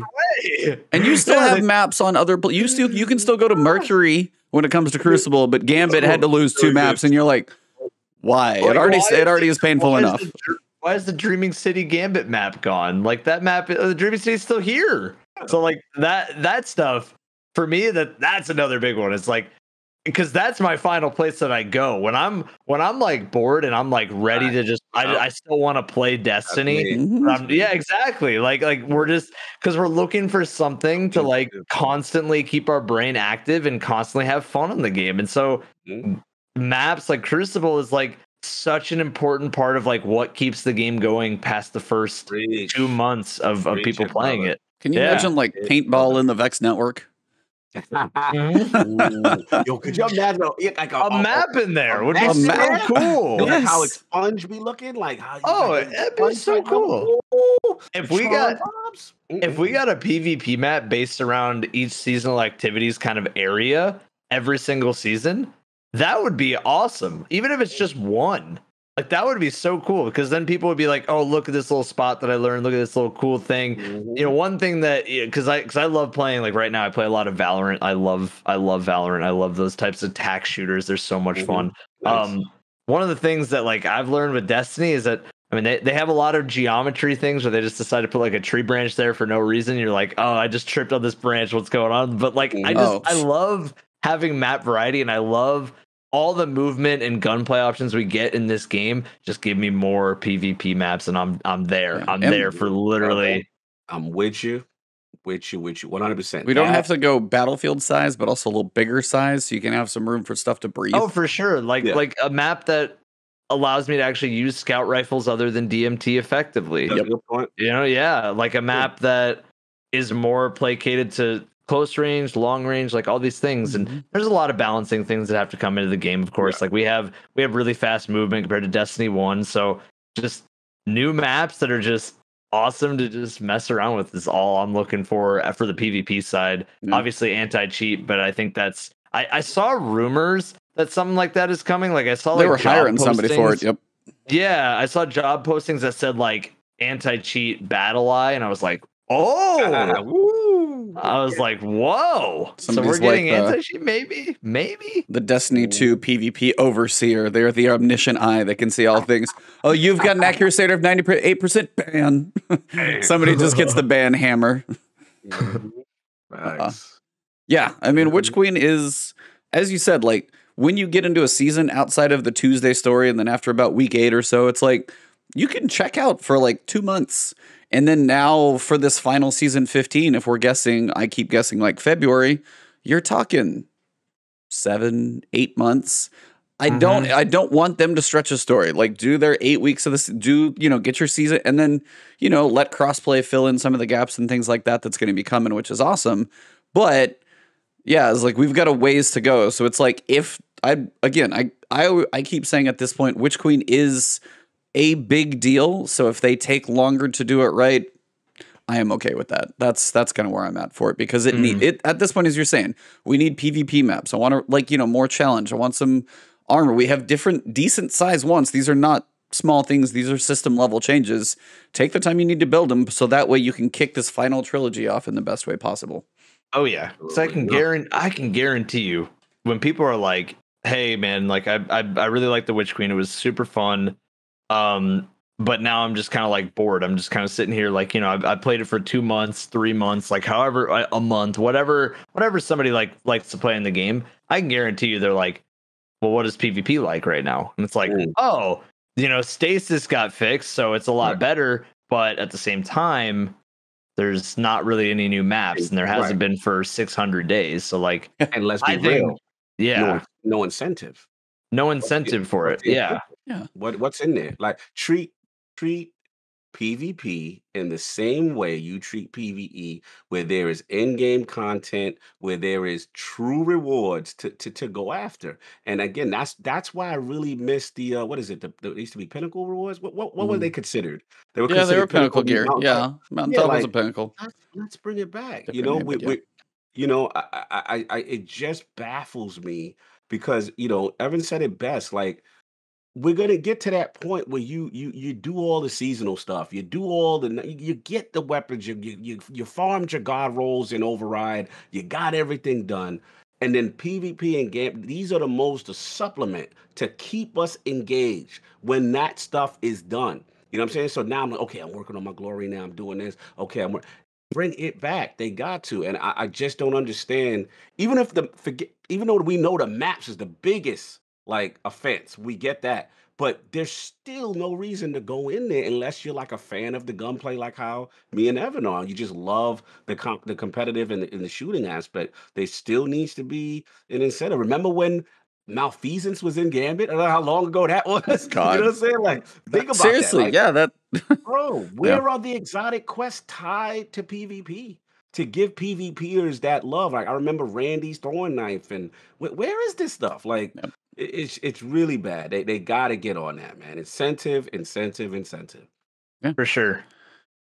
Well, that definitely covers a few things that we'd like to see in the game. All right, Bungie, you have your work. There's homework. Go ahead and knock it all out. No worries. You got plenty of time. But this week, obviously, we got Iron Banner back. Wanted to see how you guys had, if you put any time into it, if you got any awesome rolls. How does it feel without Stasis? Have you even seen Stasis? Or is it kind of gone? Where are you guys at on Iron Banner, Stasis nerfs, and just kind of this week? How you feeling? I think like I actually got lucky the last Iron Banner. I got a 4 out of 5 shotgun. And I was like, all right, I was like, I got surplus Iron Reach, Assault Mag, and like whatever the barrel was that like everybody wants. So I was like, I'm good. I'm good with the shotgun. Like I got it already. So I got really lucky, but Iron Banner's been fun. Like it's always fun to just go in and just shoot people. But at the end of the day, I'm also really happy that there's not as much stasis. Like I'm happy I'm not getting frozen. I do notice. Oh yeah, pour one out for stasis being gone. Like crab rave it up for stasis being gone. But crab rave? Is this a Beat Saber band here? Oh yeah, we're crab raving. Oh nice. I feel like Hunter stasis is still there because hunters are still like people are right now they're reacting to the fact that stasis got nerfed, so they're like, all right, I'm not gonna play stasis, but Hunter stasis still very powerful. Warlock stasis still pretty powerful. Titans got nuked. Yeah, Titans got nuked hard. It hurts. And I'm fine with it. I'm very like, oh my god, I can play Striker Titan. Oh my god, I can play anything else besides stasis without and it's funny because Trials, I feel it way more. In Trials now, I'm like, oh man, you can't freeze me and then slide into me. Man, wow, let's see how you actually can shoot. And then I just run somebody over. Like it's just it's so much nicer. I go through the game so much quicker, and it's very obvious, to the adapt crowd, just adapt to stasis. It's very obvious that the adapting was not an actual it didn't work out the way that I think people in that kind of base who were like, hey, just adapt to stasis, just get used to it. It's like you can't adapt to a movement shooter being completely frozen for like 5 seconds at a time. Like you can't adapt to that. I mean, MTash literally quit the game because stasis was just ruining his fun. Yeah, he still isn't even officially really back. No, he's not, because he's just like, you know what? Stasis, it just ain't it for me. And I mean, I have a very cynical take on stasis that like I know not everybody's gonna agree with, but I also think like business side, the way that like I'm thinking about it with stasis, I think stasis was pushed out that powerful in an attempt to sell a lot of copies of Beyond Light to free-to-play players, because what's going to suck is getting frozen by somebody. Because like I don't think if you're a developer, you looked at Stasis and went, yeah, that's the stuff right there. I don't think any like game dev looked at Stasis and was like, yep, that's the stuff. I think did you guys, I was going to say, did either of you guys catch the firing range this past week? I didn't get to listen to the full thing, but I've heard like little snippets of it. Yeah, basically it was like Kevin Yanis came out and said they wanted Stasis to be a defensive subclass to give you time to move and react, which is where some people feel it kind of may be closer to now for some classes. But they also said when it launched, they're like, yeah, that's going to have to come down about 4 times. They knew when it was going out the door. Yep, they knew. 100% knew going out the door, because, yeah, it's like they've said at first, like, you could slow somebody down, but you couldn't hurt them. And you're like, well, this doesn't feel good. You're just delaying the action. So then they had to crank it up and crank it up and crank it up, and they're like, oops. But it was, by the time they cranked it up, it was time to send it. So no, there's a weird thought process around how Stasis was sold, developed, shipped. 6 months later, working on nerfing again and again and again, after like the community, like every person I know in the community, slow it down, shut it down. They're so happy to nerf some things into the ground quickly, but that one's been like, now we're going to go little by little, but then rocket launchers take 18 months to get the buff. So it's really, really weird the way Stasis went. Sorry. I think I think that's, to me, that's developers speak for, we knew it wasn't ready. Like we knew we weren't happy with it, but we also kind of got told to make it the most powerful. Because like that to me reads as like, okay, boss said Stasis needs to be very strong.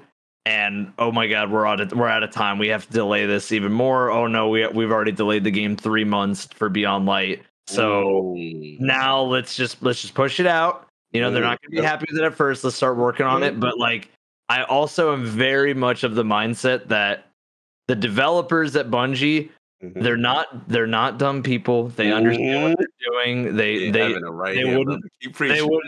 wouldn't be in the position that they're in. However, I think marketing team and business team was like, hey man, you gotta make that shit powerful. This is hot. Yes. I'm with you. I hate to cut you because you're on fire. You're on fire right now. That's what I mean though. It's like I really think, and I don't mean that to be like a mean sentence. I don't mean that to attack anybody, but that's just business sense. That's just how a company is going to go. That's why in this actually teaser for the next video that I'm doing for YouTube, but in the next video, I'm talking about the Forsaken armor exotics, like when they first came out, and like just how powerful those were in PvP, and just like people forget that you were in super forever. People forget that like you had infinite supers pretty much for everything if you got lucky enough to get it. But like that was also very clearly in an effort to sell Forsaken to people who like played Destiny 1 year one and were like, yeah. So like it's not something new to the series. Yeah. Bro, release it strong, take care of it later. That's what I'm trying to tell people. Like it's the pattern repeats itself too much. Evan is on fire.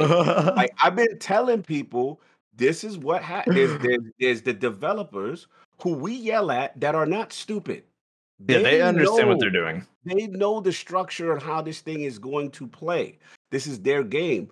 But then there's corporate and marketing and business and how do you sell the new DLC, the new expansion for Destiny about freezing, right? You gotta sell this thing to get the casual audience to be like, oh wow, I'm actually gonna play this and I can compete because I can freeze the top player. And you know what I'm saying? I'm in the mix and all this stuff. And the same thing, I literally said this when what is it? Transmog. Yeah. We know every other game in the history of gaming, for the most part, this is a feature that should not cost anything, that should not be this complicated, right? But in my opinion, again, marketing said, look, you know they wanted this thing for a long time, right? But we got to figure out how to monetize this. You got to figure out, you cannot give them carte blanche all the gear they want, right? So put a cap on that. Give them about 4 or 5 for the season. And then we'll deal with the aftermath later. There's the business side of Destiny that I feel always comes in. And that's why I don't go crazy on them anymore, because I know, like I said, when we see firing range and you hear the comments from the developers say, oh, no, we knew that thing was busted at launch, but we'll deal with the repercussions later. And if you notice, like you said, Evan, things at launch always tend to be OP first. It's rare when you get something you're like, damn, like I can count on my hand. Like maybe this season you can say Vax with the class that needs to get up, right? I can think about that one time when Xenophage did came and we're like, yeah, that's way it's terrible. Right. And now it's amazing. Yeah, you know what I'm saying? But it's very rare. Normally it's like whatever said, where remember when it was supers all day. What is it? Skull Armor, all the super generating stuff. Oh yeah, that's that builds up hype, and you get the guy to get in there and feel powerful, and that's the guy that they want. They don't, not to say they don't care about the hardcore, but they want more engagement for new players. That's what's going to get the business model popping. And you put these flashy things, it gets people excited, and then they'll deal with the repercussions later, and they'll nerf later, they'll patch later. And I've always said, because it's this cyclical history that always repeats itself. It's not out of chance. This is the struggle internally with the studio, and I firmly believe that. Yeah, I mean that's perfect. Like, very very well said. It's just like, I think it's not a bad thing to know that to be aware of business wise what's kind of happening. However, if you're Bungie, you got to be like. You got to be a little bit more subtle about how you approach your business aspect, because we shouldn't be sitting here as players being like, yes, I know exactly how they're doing this because of marketing X, Y, and Z. It's like, we should probably give people what they want for a little bit and then sell, because like they're gonna buy it either way because we love Destiny. Like this game is so special. The universe is wonderful. But like I find myself with these type of topics, like I love the developer commentary that like Firing Range was able to do. Like I love that type of stuff because it's just you get to hear what they're thinking and where their perspective is, where they're coming from. I really wish that things came out of course things are going to come out the gate kind of more powerful, but I wish they weren't just like, hey, we broke the game, we'll fix it in 3 months. Like I would much rather it be like, hey, it's a little bit more powerful than what you're used to, but it's not broken. Like Vex Mythic Blast is a little underwhelming to what people wanted. I haven't used it yet, but I've heard that it's kind of underwhelming. Yeah, Tassie got it and was just like, nah, this ain't it. Ain't it, Chief? So, like, should Vex be where it was when it first came out in Destiny 1? No. Oh, God, no. That thing would break the game. But should Vex be a, worse version of Teraba from, like, Crown of Sorrow? Probably not either. So, like, I think I think Aztecross made a video on, like, that Bungie is thinking about buffing Vex Mythic Class, which is good. Yeah. I would rather things just come out in a sense of like it has a purpose, it's going to fulfill that purpose instead of like it's going to break the game or it's going to be tremendously underwhelming. Yeah, I mean, you're. I mean, the thing is, it's such a tough thing because on Iron Lord's podcast, we get a lot of developers, and we'll get like guys like Jason Schreier, and you start to see how the cake is made, right? You start to learn things about development. And here's the thing where I've learned to calm down on them. As a gamer, I would say kind of things you were saying, like, yo, what they know what this is broke, or they know this is messed up. What the hell? You know what I'm saying? What the hell, Bungie? What's wrong with you? And the thing about game development that I've learned is there's that constant battle because you've got the developer and then you've got the publisher, so to speak, right? And in Bungie's case, they're independent now, right? So when before it was Activision and all that other stuff, now it's on them. So now remember in the past, we always used to be like, that damn Activision, they're the one making these decisions and making it. And then we come to find out, oh, well, it ain't just Activision because Tessa's out here moving and shaking since Activision's been gone, right? So the reality is there's still the business side, right? And there's still the sustainability of the game. And one thing I try to calm down, I'm like, okay, look, they're on their own. They do need to make revenue. They do need to figure this out. And it's that constant balance, right? But I will give Bungie this credit. Most games, I'm looking at you, Outriders. They don't listen after a while, and they are dug in. Looking at you, Marvel Avengers. Like, bro, that one's probably worse. Decisions where the entire community is like, what are you doing? And they say, we're not playing anymore. One thing about Bungie, about them being analytic driven, is when they start seeing the retraction of people out of that, the Crucible and all that stuff, I'm a firm believer, Evan, that one of the reasons that Stasis nerf was pushed up, because remember, they told us we were supposed to get that for a while. Yeah. They had to see those numbers. They had to see what is going on. And when we pull back, that's how we fight them. Because we're like, yo, this ain't it. I'm out. You see MTAG, like, yo, I'm out. A lot of these people, I'm not dealing with this. This is not it. And then, because I think the business of engagement is still important in live service. And I think that's what it is. So it's a balance that they have to flirt. But in their defense, I will say they generally, usually at some point, finally do listen and try to correct course and make right. We just tired of the cycle. Yeah. It's like it continues to be the cycle of Destiny 2 is going to come out with double primaries, and then Forsaken reinvents the game and is the best expansion ever for Destiny 2. So again, it's like, we'll go through the cycles. It seems to be just seems to be a trend. Like the ups and downs of Destiny is probably going to be what you could literally title your book about this thing by the time it's all said and done. Oh yeah. Pretty much. I'll just literally call it the experience of Destiny. This is why people love to hate this game. This is why people hate to love this game. I love the meme that's like, oh, you're talking bad about Destiny and you're a player. Oh yeah, you can laugh about it all you want. Somebody who's never played Destiny, they're giving a crap. You can't do that. That's only for us. That one kills me so bad because it's so accurate. Be like, oh, you haven't lived in the blood, sweat, and tears of Destiny. You can't give it crap. You haven't been here, but I've been through it, so I can give it hell. It's like, it's a weird thing, but it's oddly accurate. Yeah, and to you guys' credit, who runs successful channels, let's be honest. Destiny gives us stuff to talk about. Oh, Like funny. Destiny will do part of its longevity is this crazy history, right? You got Evan, doing these historical pieces about the time when Destiny did this, or it's always something to talk about. And like the nerfs, the buffs, the this, the that. It's a game. It weirdly it's self-promotion and self-marketing by all this craziness that goes on with the game. Yeah. The ups and the downs. Well, yeah. No, go ahead. No, I fully agree with that. I think as long as there's more stuff for me to talk about with the game, I'll be making videos on the game. That's pretty much my rule of thumb. Yeah.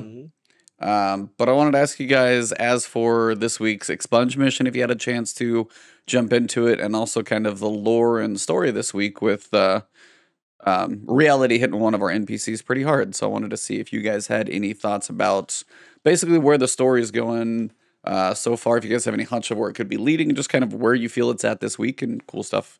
And if you had a chance to run that Expunge mission. I ran the Expunge mission. I thought it was really cool. I thought like they used some new mechanics, which like I haven't seen them use before, and I'm like, okay, cool. Like I'm happy with that. I thought the mission was well done. I think all the Expunge missions have been very well done.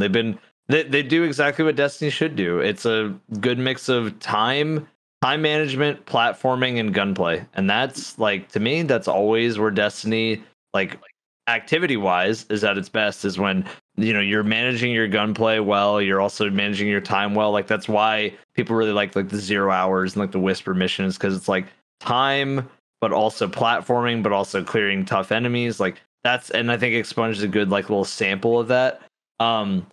As far as story goes, I have a feeling that like we're gonna see some sort of fighting or some sort of war with like Lakshmi and Mithrax, because like Lakshmi clearly does not like Mithrax or the Fallen at all, and everybody else is like, get with the program, old lady, and she's like, nah. And like I have a feeling like we're seeing some kind of turmoil like about to kind of be ready to pop at some point. So we'll see. I mean, I'm excited, and we still got what, 2 months left in the season? A month?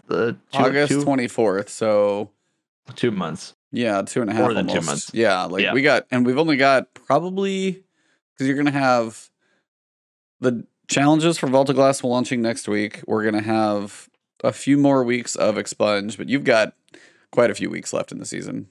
Right. So we have like a lot to kind of go over before we even get to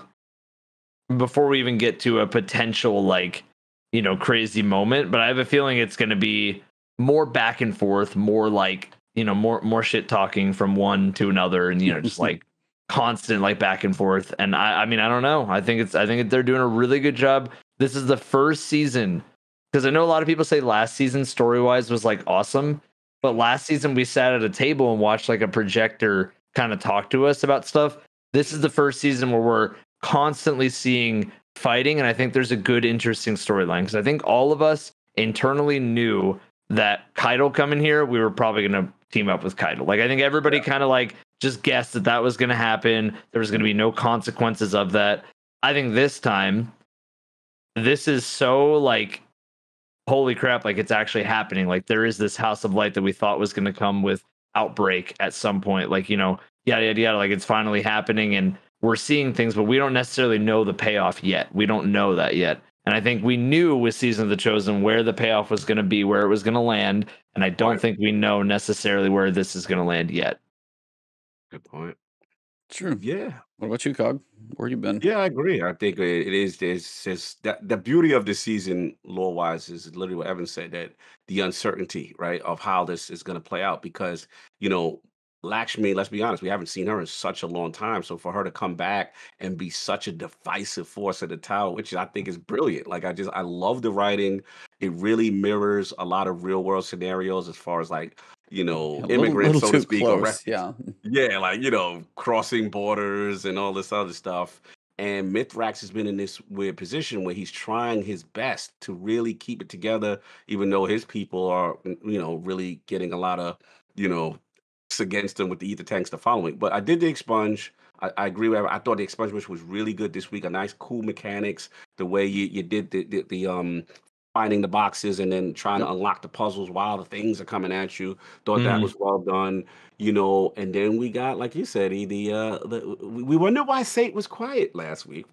Yeah. And yeah, he had a lot of reflection, and it was really well done. You go speak to him in the tower, and he's really solemn. He's really looking at a self, analysis of himself as a monster. And one thing, what they did very well with his character is when they brought him in.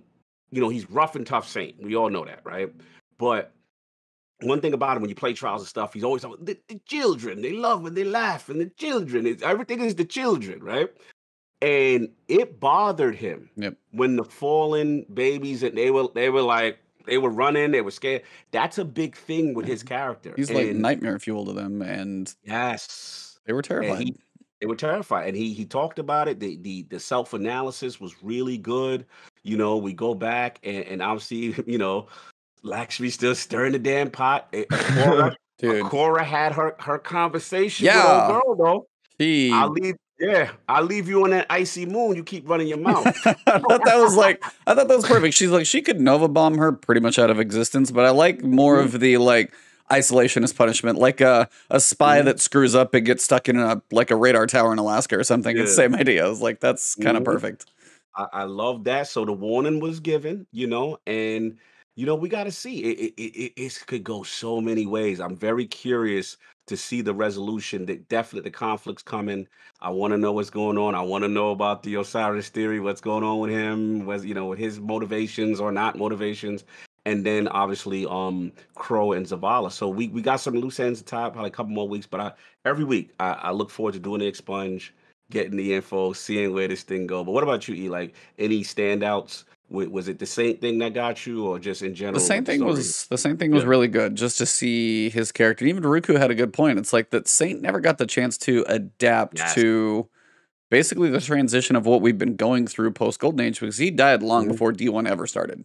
It's like the stuff that Facts. we've been going through, the gods that we've killed, the challenges that we've gone through in the tower and not the Mhm. tower, and all of the things we've done and changes we've seen. And he hasn't been around for a lot of that. So that's a really good point. But also the fact, as you said, when, the Elixni children, the hatchlings, however you want to call them, whatever age they are, Mhm. they look at Saint as literally the boogeyman, and they see Yeah. him as just literally the epitome of fear. So when they Mhm. see him walking around on patrol, they're like, sorry, that's the dude in our like scary books, and he's just what like Mhm. that's got to be terrifying. That'd be like me walking around the grocery store and literally just looking at like just It's the some bomb. terrifying game, like It's just the some. cheetah. It's the cheetah. He's here. Yeah, it's just like, but that's like a really cool way to humble somebody really fast and actually make you Mhm. empathize with, for one, what he's doing, two, kind of what it is like for the House of Light. They didn't do anything wrong. Mhm. Fallen, in turn, are, they've been our enemy, and obviously he fought them, and in his mind, he's protecting the city, but them, they're trying to get to the Traveler. So it's like, it's Mhm. been really cool. I would say the best thing has been seeing the perspectives this season. I think is what I've Yes. really enjoyed with the story is Yes. getting the outside perspectives, getting Lakshmi's perspective because I she's know. seeing something. So it's She's saying all some bars. yeah, Yeah. she's like she looked into her thing and she was like, before I didn't say anything and the Red War came and we lost our power and almost Mhm. lost the entire tower. We did lose the tower because we're sitting on a shelf now. So she's scared, like what she saw doesn't matter. And now if she doesn't say anything, but like then in turn it's out of context. Is Mithrax in the burning city? Oh yeah, the vision that she had. Yeah, Yeah, the is it tower on something fire that's with him. like, is he helping? Is he hurting? Is he the one that caused it? Right. Is he trying to like save people? And we don't know much context around that. So again, it's like a lot of things without all the details around it. So I think this Mhm. has been like the season of perspective has been like a really, really cool one to kind of be part of. And I think the way I was listening to the DCP, um, and I think the way they always phrase it's like part of the issue with Destiny sometimes feels like I get the page in the mail a week for the book I'm reading. Yeah, of The course. way they tell Of the course. story every Mhm. week is like I get the page in the mail a week. I'm like, this is it. but it's also the idea of the TV shows that you find successful Yeah. are the ones that you do get the episode every week so you can talk about what's going on, as opposed to the Netflix show that dumps all, season. Well, You binge it, is cool, it's reviewed, and then it's done, as opposed to the weekly Yeah. discussion like we have right now. And I was like, that's a good point. I actually had not thought about that. And I was like, and as Evan said a long time ago, the way they're doing the story this season, more in-game, more like the actual other space that we've got, not just the holographic projection, which was cool, a step in the good direction. But this season, no, it's like this one, I do enjoy the Tuesday. And even if it is just my Tuesday, it is. Like, that is one of the first things I'm waiting. I'm very curious every Tuesday where they go. So, no, it's like, if this is the way the episodes are doled out on a weekly basis, they've been stepping up the game, and I can live with this. But every so often, I'm just like, could I blow through the story? If somebody jumps into this story or this season like 8 weeks later, they're going to have a lot to wrap their head around. Oh yeah, that's addict. Well, he waits to the last minute. I will say that you brought up perspective. One part that is, again, I don't agree with last week, but there's some parts that is funny that I'm like, all right, she may have a point here. Is that like when you do an expunge and she's like, she's talking about the Vex Tech or whatever, and she's going into this and she's like, meanwhile, we don't invite them to our homes. like, so she's like, they're the enemy. I can respect their power, but we're not gonna put them in the same tower as us. And I'm like, this girl is off the chain. Like, she's in her bag. Like, I always felt the writing is good when you at some point can sympathize or empathize with the villain. And even though she is out of control, there are some bars that she has been putting down that's kind of funny to me. I'm like, well, she not got a point. They didn't ask the people of the city for their permission to bring the fallen in. I was like, she do got a point with certain things, even though she's completely over the top. Yeah, is this a democracy? It's like, not really. It's good. It's good. I'm dying to see where it go. But Say got his moment to shine. We got to see the inner side, the softer side, and how he did feel, remorse for a lot of the stuff. How he's viewed by the Elixir children. Like, I got the expunge mission done in 4 minutes 18 seconds was my fastest. But don't beat it too fast, or don't beat the boss too fast. I will say, because you break it. Really? Yeah, you can nuke him and it just sticks. It'll glitch out the mission. Because I hit him a couple times with a grenade launcher and breach and clear, and then if you go Curious of the Falling Star and nuke him with Thunder Crash, you just sit there and the timer just ticks forever. Oh no! I broke him. Yeah, so I had it really fast one time. I was like, damn. So I had to go a little slower, and I was like, all right, I did about 5 minutes in a video and just like took the super out of the equation for the guide that I did, and I was just like, not too fast, but yeah, it's like you can because you can get to that boss section in like 2.5 minutes when you run. So yeah, it's actually it's cool. But I have enjoyed like being inside the Vex network and stuff like that. From like week 1, Mylan, everybody else is talking about Quaria Blade Transform, to wonder if Quaria is the one that's like causing the simulation, and then if that's the case, is it causing Lakshmi to do this? Like, is Lakshmi being manipulated? Is it Savathun doing the manipulation? Like, how far all of these chains go? And this always just takes me back to the famous setting up the dominoes that Savathun is doing. And I keep wondering, again, like this season's like, now we got some civil war strife going on within the city. We got the Avengers possible coming together of Fallen and Cabal, and don't know what else is going to be going on. And then season 15, is this going to be this like 8-month season? And I don't know how they're going to tell the story that's going to go into potentially the kickoff of the next trilogy. And I'm just going, I don't know where they're going with this thing. And I don't know how all the pieces are going to fit together, but they are setting up a lot of things right now. Crow, as you guys have said, Osiris, theoretically loses Ghost. Some people have some big suspicions about Osiris being maybe not so great. Like, there's a lot of question mark cards, and New Red, if he was in here, would probably call that one out. But there's so much they're setting up right now. The little weekly stories will be the thing, but being a part of this journey, that's again, I think why Evan bringing it all the way back around is Witch Queen is having so much built up to it from Taken King on. And now this little stuff that we're getting into, we want that moment, and I just hope they can deliver at some point. I think that's the big one at this point, is like, in Avengers Endgame was better than it ever could have been, because they actually didn't ruin something that took 22 movies to build. if they do a Destiny franchise finish, however, it's like Witch Queen, Lightfall, whatever's after that, whatever they have planned, man, I hope it's good. I hope so too. I am really interested to see what they meant by this is only chapter 1. That's what I'm very curious, because I feel like I'm gonna be in a retirement home when this game is done, when this franchise is over. Oh, the franchise, yeah.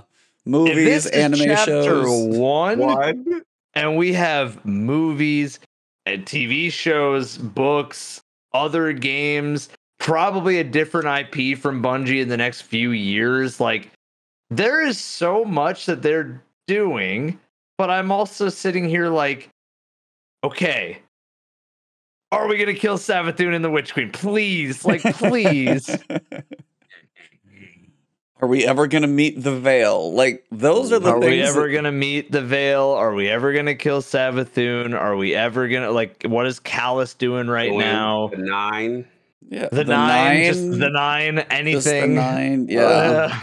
Yeah. I'd love to know what continues with like Elsie and Clovis, because they like Beyond Light set up this like massively cool new world, brought Elsie back. You've got like, you know, the anti-Vanguard trio there.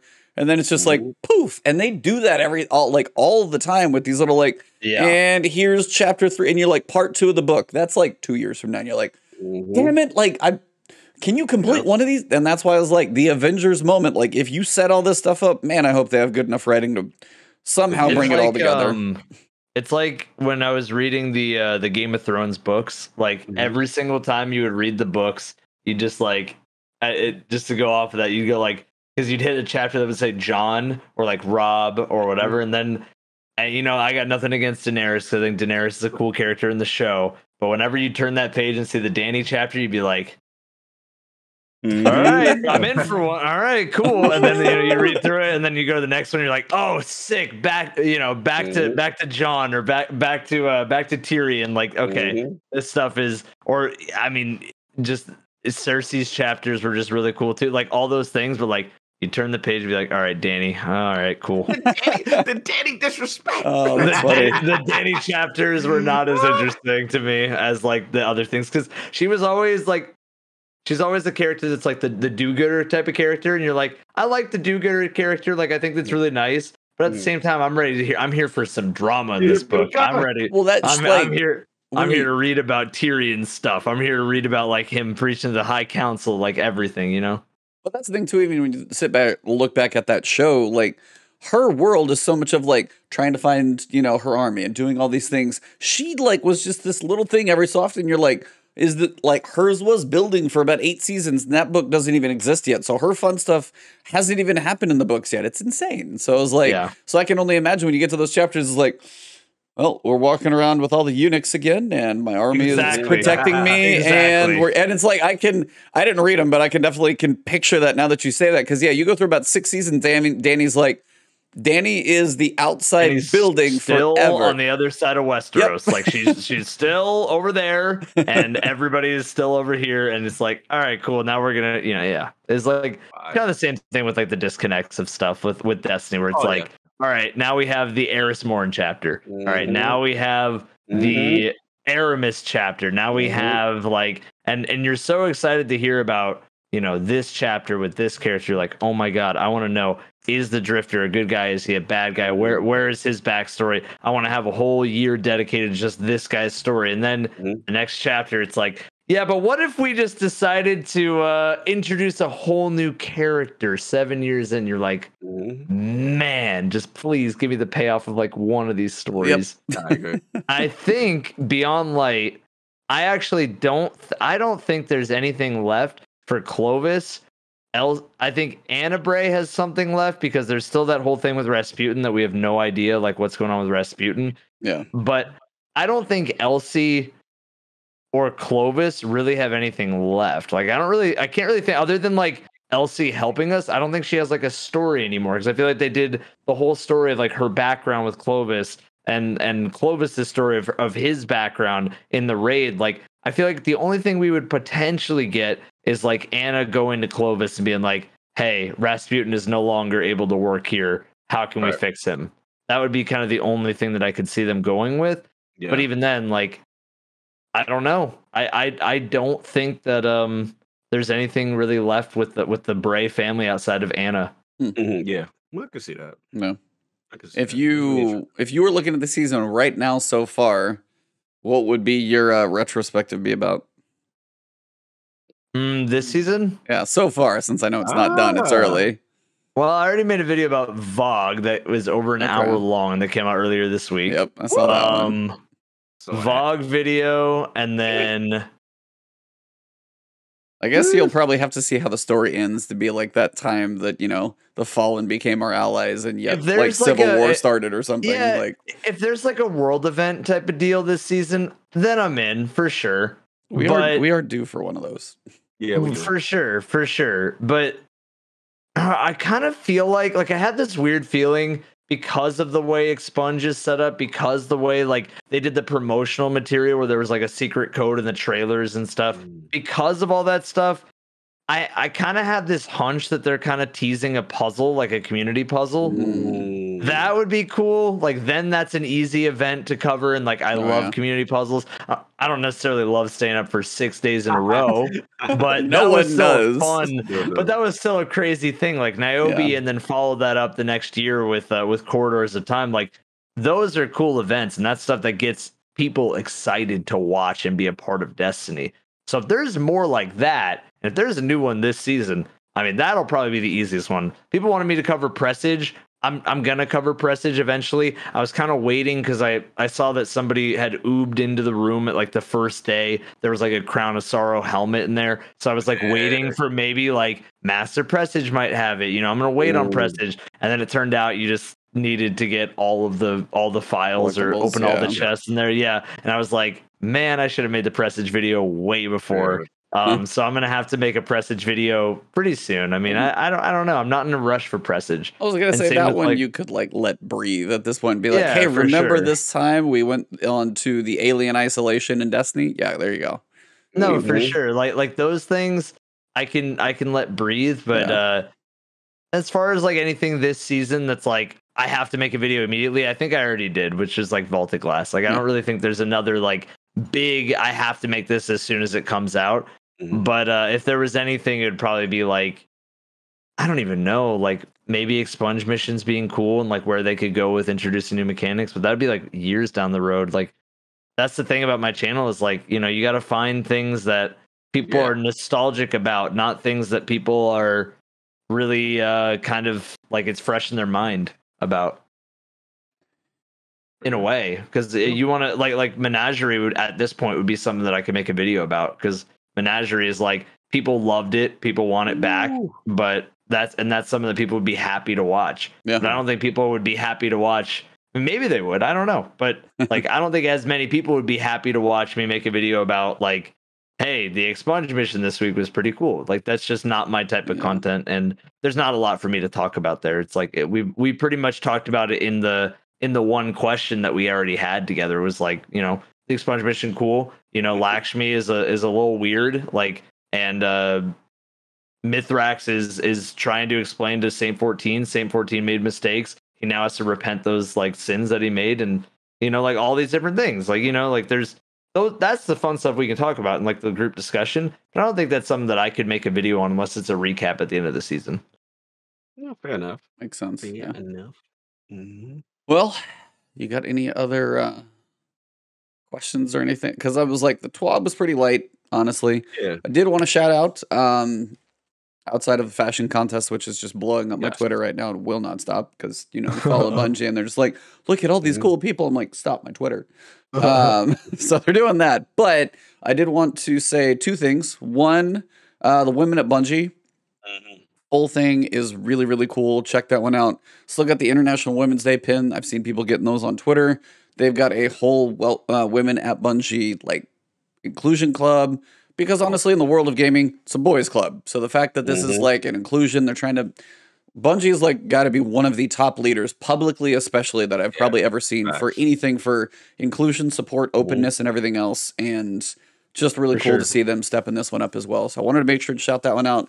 They've got a full write up on it. So go check the blog. and check that one out. And the other piece is going to be GCX, which is going to be going on next week.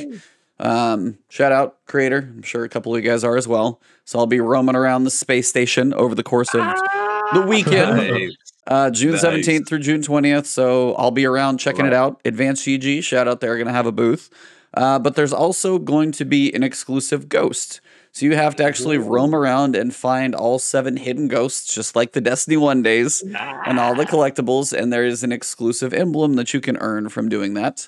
Also, everything right now, going through Bungie Store, everything is going to St. Jude's Hospital. They'll be doing their like donation block coming up. All that crazy stuff starts with GCX. And this is the time when it's like, how much are they going to collect this time? And it's like, how much last year was like, I think it was 6 million or something for St. Jude's over the course of the marathon. Oh, yeah. Plus everything that leads up to it is just bonkers.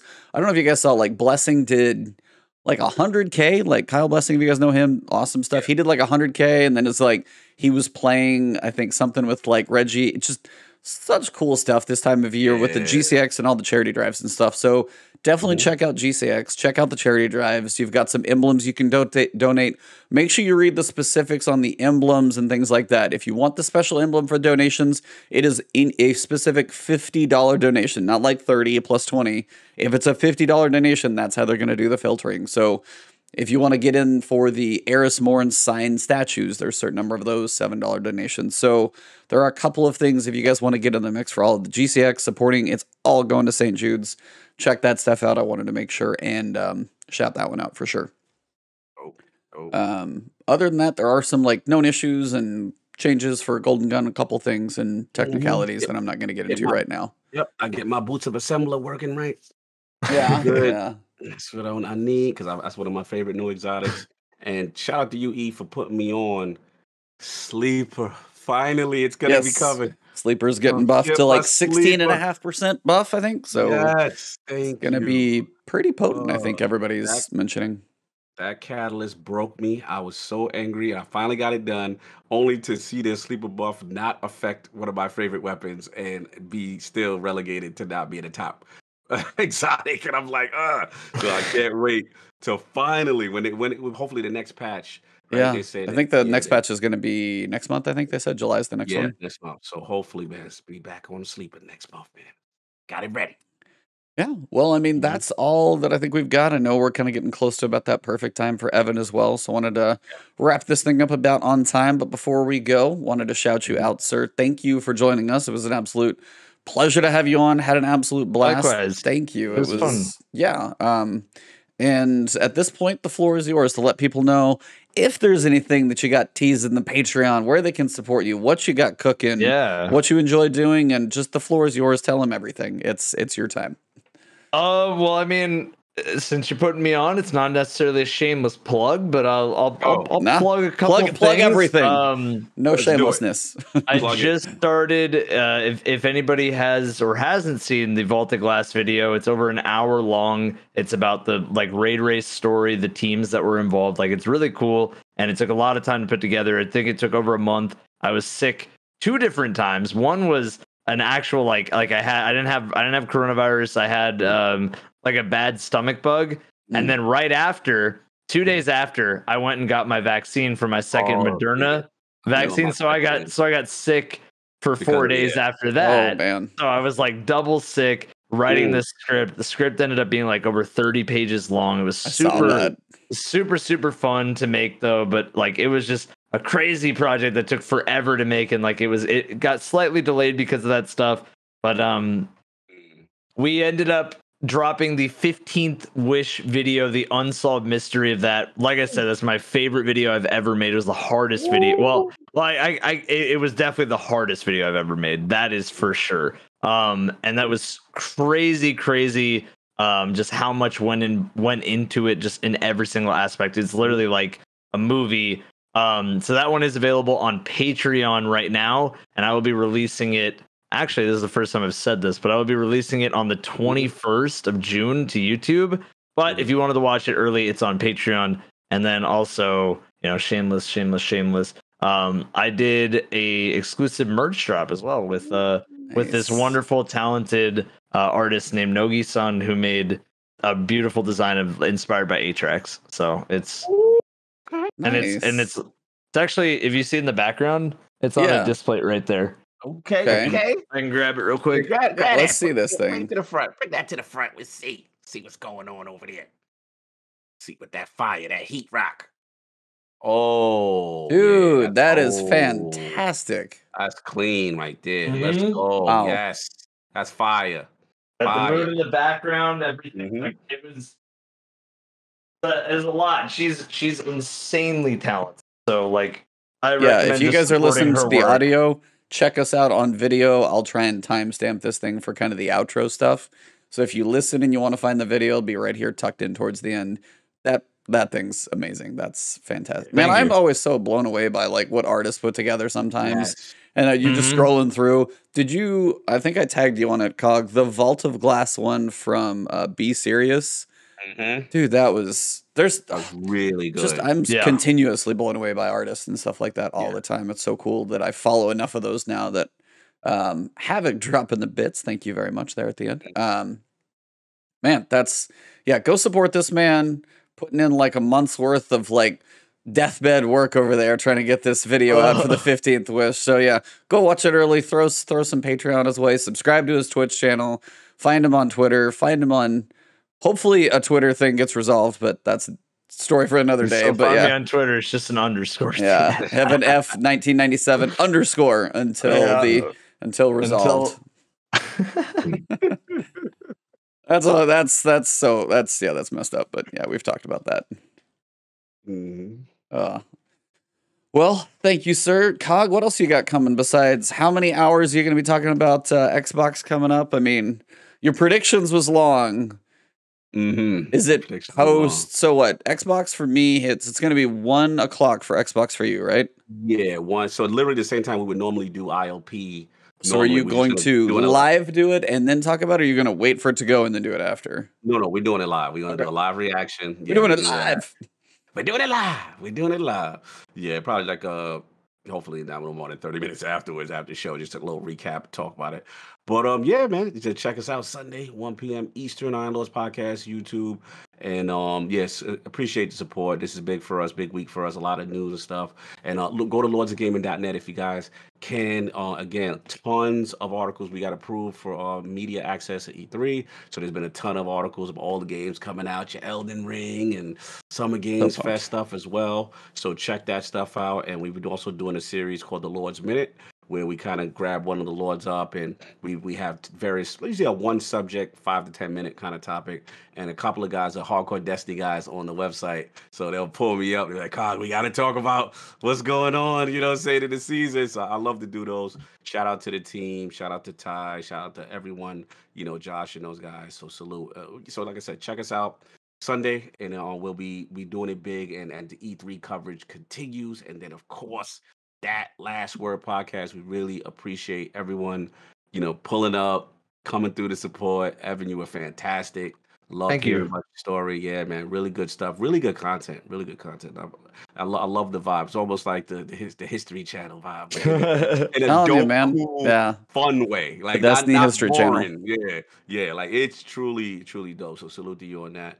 And E, man, what you got? I snuck into one of your Mass Effect stream. I was very, very proud. I was happy you was playing. About 8 hours into Mass Effect, and apparently did the Citadel to start. Kind of wandered out. I found who's the blue lady? I cannot remember her name right now. Oh, Liara. I got her released from prison. Yeah, freed her.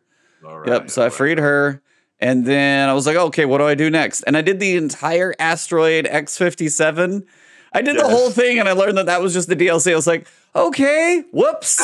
No, but there's no wrong way to do it. No, I know, but I was like, that was just like random to come across. But so far, that's kind of one of those, like, that sets a really high standard for world building for me, even just like 8 hours, the world, like if you ask them the questions, like, I want to know more about this, that, and if you actually pay attention to the world they build in Mass Effect, it's large, and it's cool to see, like, Destiny is following in suit, like the world they build here. Now we're seeing more lore. Now we're seeing some, like all the backgrounds of these stories and the characters coming through. It's like story can make a game if done well, and definitely cool to see Destiny stepping up its game, and it's kind of really cool to go back and experience something like that that really set a bar that so many people hold in high regards. So, and one thing I would highly advise, and I'm still mad that no other video game has copied this, is the codex for the lore. mm. Have you gone to the codex section? I've seen a couple pieces. I just haven't dug deep because I've been just trying to Yeah, experience the game so far. the thing about them, it's literally Destiny Grimoire in game with picture and narrated. So if you want to That's learn about like its voice, the guy's like the Geth is and you're like, oh, okay, and it's got the little picture and it's got a good description. So yeah, when you get a chance, check out the codex section and just check on any of the alien races or anything, and you'll learn a lot. And I just wish more games don't do that because it's great for world building. yeah. But other than that, for me, shout outs. Kind of got my official thing going on for Advanced GG. Oh, So look, yeah, 30% off if you use code evanf1997. So if you guys are looking to check that one out, they literally just dropped the sour watermelon flavor today. So I cannot wait to taste that one. Woo! Here in either like kind of like watermelon Jolly Rancher, Sour Patch Wall. If it's anything like Sour Patch Watermelon or Watermelon Jolly Rancher, I'm in trouble. Because, yeah, that one's going to be duking it out for a top spot. So, yeah, that's good through Sunday. So, depending on when you guys hear or see this one. Otherwise, Evantis is 10% off. But other than that, man, it's Evantis everywhere. YouTube, Twitch, Twitter, all that stuff. You guys know what I do. Evan, I know you got to go. So, we want to wrap this thing up. Sorry we ran a smidge long on you. But, you're fine. But thank you very much for coming in. Glad to have you. This is an absolute blast. Like, next time we get like a crazy situation happening, we'll have to see about bringing you back through because it was definitely a fun chat. And any Souls person might have to see when Elden Ring comes back. I might have to bring you on for a little double time. For sure. Yeah. Got to bring him back. Which queen is hot? And I'm gonna say, see, Evan, I told you it was gonna be punished. I gotta mess with him. Oh, that's pretty good. But that's pretty much all we got for right now. I'm going to send you guys over to Amaze here in just a second. I know he's streaming right now, so send the love over to the hype man of Twitch. But for now, we are going to wrap this one up. Thank you guys very much. Episode number 153 with Evan. It is June 11th, and for this episode, it has been the last word.